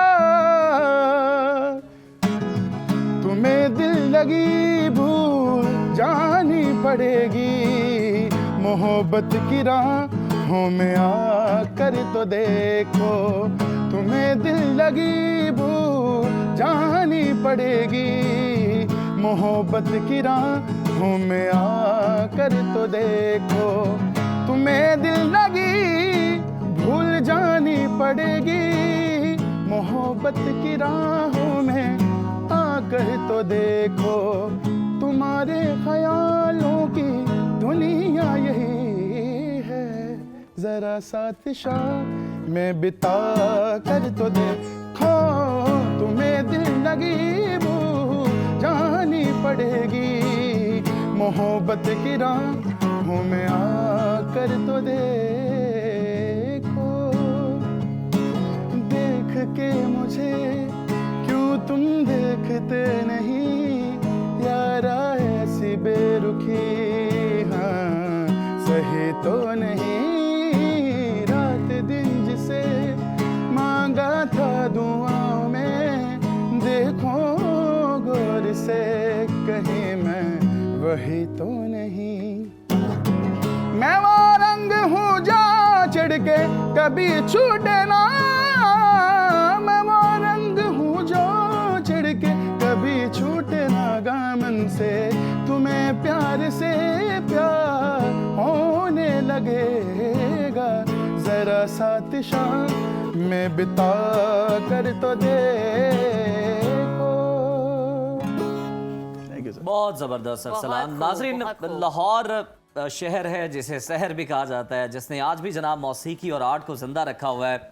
ये वो शहर है जहाँ मौसीकी दीवारों से नहीं बल्कि जनाब डायरेक्ट दिलों से निकलती है, और अक्सर लोग अपना टैलेंट जो है वो दुनिया को दिखाने के लिए किसी स्टेज या बड़ी जगह का इंतज़ार करते रह जाते हैं, मगर तारीख गवाह है कि इस शहर ने ऐसे लोगों को भी बामे अरूज तक पहुँचाया जिन्हें कोई जानता तक नहीं था। और आज हमारे शो में एक ऐसा नौजवान मौजूद है जिनके फन से तो आप आशना हो चुके हैं। बिल्कुल, और जिसने मौसीकी को अपनी जिंदगी का ओढ़ना और बिछोना बना लिया। गिटार को हाथ में पकड़े थामे लाहौर की सड़कों पे घूमता ये फनकार कभी किसी पार्क में, किसी होटल में, बस पर या पैदल चलते हुए लोगों को गाने सुनाता है, और साथ ही साथ सबसे आम चीज कि वो लोगों के चेहरों पर मुस्कुराहट भी लाता है, उनके दिन को खास बनाता है। सोशल मीडिया पर अपने मुनफरिद अंदाज और खूबसूरत आवाज से एक दुनिया को अपना दीवाना बनाने वाले इस फनकार को लोग अरसलान अरशद के नाम से जानते हैं। आपने उनका गाना तो सुन लिया, आए अब उनसे बातचीत करते हैं। अरसलान, सबसे पहले तो आपको वेलकम। Thank you. क्या आपने जबरदस्त एंट्री दी है, क्या शानदार गाया। सवाल मेरा पहला आपसे ये है कि जनाब ये बड़ा कीमती फन है,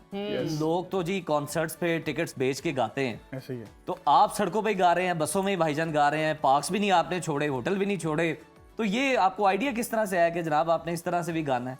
बस एक रैंडम एक सोच थी कि सभी लोग तो गाते हैं, वो आपकी ज़ाहिर सी बात है, कॉन्सर्ट्स वगैरह तो सब टिकट्स बेच के सब काम कर रहे हैं, बट मैं यही चाहता था कि जहाँ भी किसी को मिलूँ, रैंडम किसी के मिलें, किसी के दिल पे, किसी के फेस पे मुस्कुराहट आए। अच्छा, हमारी ये कोशिश है। अच्छा, मुझे अरसलान ये बताइए, जब आप लोगों के दरमियान गाते हैं किसी पार्क में या होटल वगैरह में, तो लोगों का रद्द अमल क्या होता है? उनके चेहरों पे मुस्कुराहट आती होगी, आपके सराउंड में आ जाते होंगे और फिर काफ़ी क्लैप होती होगी, क्या उनके तासुरात होते हैं? मैम वो एक चीज़ ऐसे मेरे लिए लाइक एक कॉन्सर्ट की तरह होती है। अच्छा, इतना अप्रिशिएट करते हैं सब हमारे पाकिस्तानी अवाम जितने भी है, वो इतना अप्रिशिएट करते हैं, हमारी सोच नहीं है। अच्छा, वो कौन सा गाना है जो सबसे ज़्यादा फरमाइश किया जाता है लोगों की तरफ से?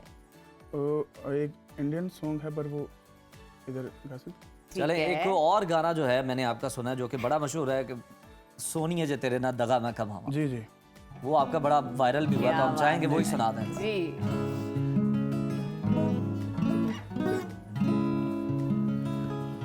सोनिए जे तेरे ना दगा मैं कमावा, नी अल्लाह करे मैं मर जाऊं, हाँ नी अल्लाह करे मैं मर जाऊं, सोनिए जे तेरे नाल दगा मैं कमावा, अल्लाह करे मैं मर जाऊं, हाँ नी अल्लाह करे मैं मर जाऊं,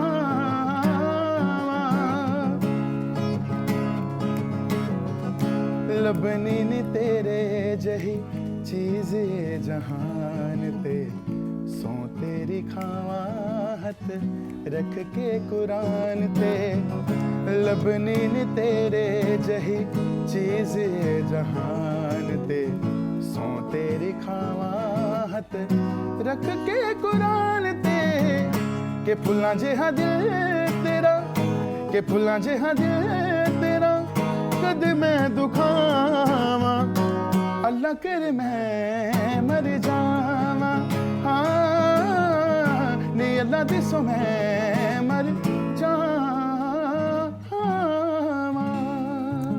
वाह अरसलान, बहुत जबरदस्त। अरसलान, ये जो था ना एक लाइन, फुल्ला जे तेरा दिल जे दुखावा, कभी ऐसा हुआ कि आपने कोई इस तरह से परफॉर्म किया तो किसी ने कोई मजाक या कोई इस तरह की बात की हो जो थोड़ी सी आपको चुभी हो, थोड़ी सी बुरी लगी हो? सर बुरी तो कोई भी बात नहीं लगती। जबरदस्त, यही जज्बा होना बड़े चाहिए। दिल के मालिक हैं इसका मतलब आप। अगर कोई कुछ कह भी देता है तो हम उसको यही कहते हैं थैंक यू। अरे वाह Thank वाह वाह, you. बड़ा अच्छा। इससे Very मेरा ख्याल है nice बेहतर कोई answer. जवाब नहीं हो Yes. सकता। ठीक हो गया। अच्छा अरसलान, मुझे ये बताइए शौक गाने का कैसे पैदा हुआ, किससे आप इंस्पायर्ड हैं? मैम बचपन में जब मैं देखता था मेरी मामा गाती थी अच्छा, तो कहने से मुराद ये है कि वो एक प्रोफेशनल नहीं बस लेकिन उनको एक शौक था उनको शौक गाने का। अच्छा तो उनको ये नहीं था पता कि ये शौक मुझ में डेवलप हो जाएगा। अच्छा। अच्छा। और ये मेरा शौक नहीं है, मेरा जुनून है। हम्म, ये पता नहीं किस हद तक है, मुझे इसका मेरे पास कुछ अल्फाज नहीं है, कुछ बयान नहीं कर सकता मैं। बिल्कुल ठीक। जबरदस्त। अच्छा अरसलान, अब कोई अपना मनपसंद गाना जो आपको हमने तो अपनी बहुत अच्छा फरमाइश का लगता, सुन लिया हाँ, आपसे। और आप अपने जब टाइम में बैठे हो, क्वालिटी टाइम में, तो आप वो गाते हो खुद के लिए, वो हमारे साथ शेयर कीजिए मेरा खुद का सॉन्ग है, जी। वो सुनाता कोई हूँ। अरिजीत का भी आप सुनाना चाहें, जिसका भी मतलब। हाँ ओके।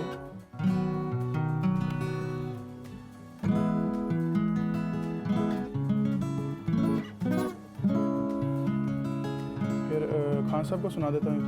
जरूर जरूर।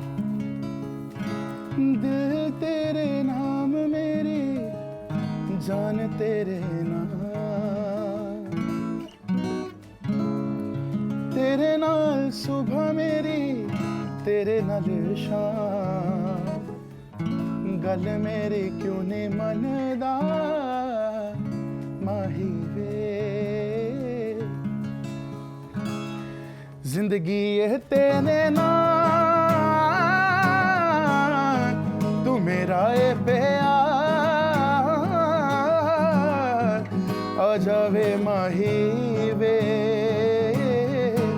मैनू तेरा इंतजार, जिंदगी ये तेरे नाल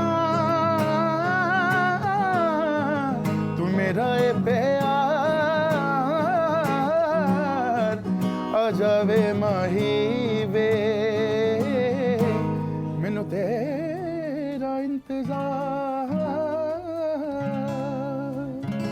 बहुत खूब, बहुत खूब अरसलान, जबरदस्त। अरसलान, मुझे बताएं कि आप खुद किस तरह के गाने सुनते हैं और किस सिंगर को ज्यादा सुनते हैं? फेवरेट कौन है आपका? मैम और सर आपको बताना चाहता हूँ, मेरे फेवरेट सिंगर तो उस्ताद नुसरत फतेह अली खान साहब हैं। अरे वाह, सभी के फेवरेट हैं वो। जी, और ज़्यादा उनको सुनता हूँ। अभी जस्ट लाइक न्यू जनरेशन है तो न्यू हाँ। जनरेशन कुछ नए एक्टर्स को सुनती है, कुछ नए सिंगर्स को सुनती है, जस्ट बिल्कुल। लाइक अरिजीत भाई, हाँ, उनको काफ़ी सुना जाता है। अच्छा, तो फॉलो मैं सबको करता हूँ, अच्छा, करता अपने दिल की। अरे वाह, क्या वाह, बात ये है। तो अच्छा बड़ी अरसलान, जबरदस्त। आजकल रैप बहुत इन है, बहुत Yes, सारे बहुत सिंगर्स जो हैं रैप rap की करते जाने हैं, बाहर हैं, ऐसे। लिखते भी हैं और अपने एक्सप्रेशंस भी वहाँ पे लिखते हैं, अपनी सोच, मसाइल, सोसाइटी, उनके मसाइल सब कुछ लिखते हैं। तो ऐसा कोई आपके माइंड में आइडिया है फर्दर फ्यूचर के लिए कि आप भी कुछ लिखें? मैम लिख रहा हूँ और कंटिन्यूस मेरी कोशिश है कि मैं खुद के सॉन्ग्स भी रिकॉर्ड करूँगा। इंडिपेंडेंट ट्रैक है और मेरी पूरी कोशिश है, और हम कोशिश भी ये करेंगे कि न्यू जनरेशन के मुताबिक कुछ ऐसी चीज़ करें जो सुने सब लोग। बिल्कुल ठीक है, ये सुनना जो है ना बड़ा जरूरी है। आगाज में भी आपने हमें गाना सुनाया है, अभी हम अपनी ऑडियंस से इजाजत ले लेते हैं कि जनाब हमारा शो खत्म हो गया, लेकिन दोबारा मिलेंगे। जाते जाते हम आपको एक और गाना जरूर सुनवाते हैं आपकी समातों की नजर। तो कोई भी एक गाना जो है प्रोग्राम के अख्ताम पर हमारी ऑडियंस के।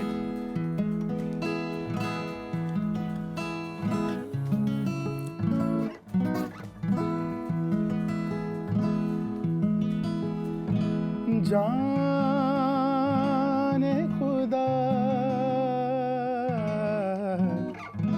मेहरमा तेरे सिवा कौन मेरा, कदी न हो जुदा तोड़ी ना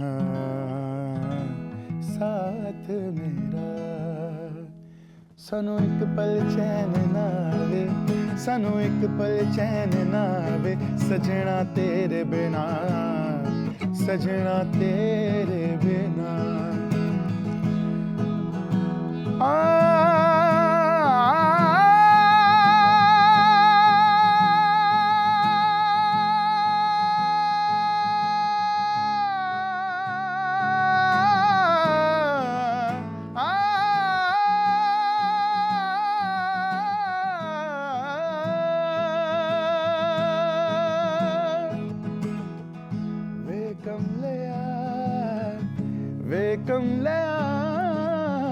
वे कमलिया मेरे नादान दिल, वे कमलिया, वे कमलिया, वे कमलिया मेरे नादान दिल। दो नैनों के पोचीदा सो गलियां रे, जा इनमें है तू मिलता है कहाँ।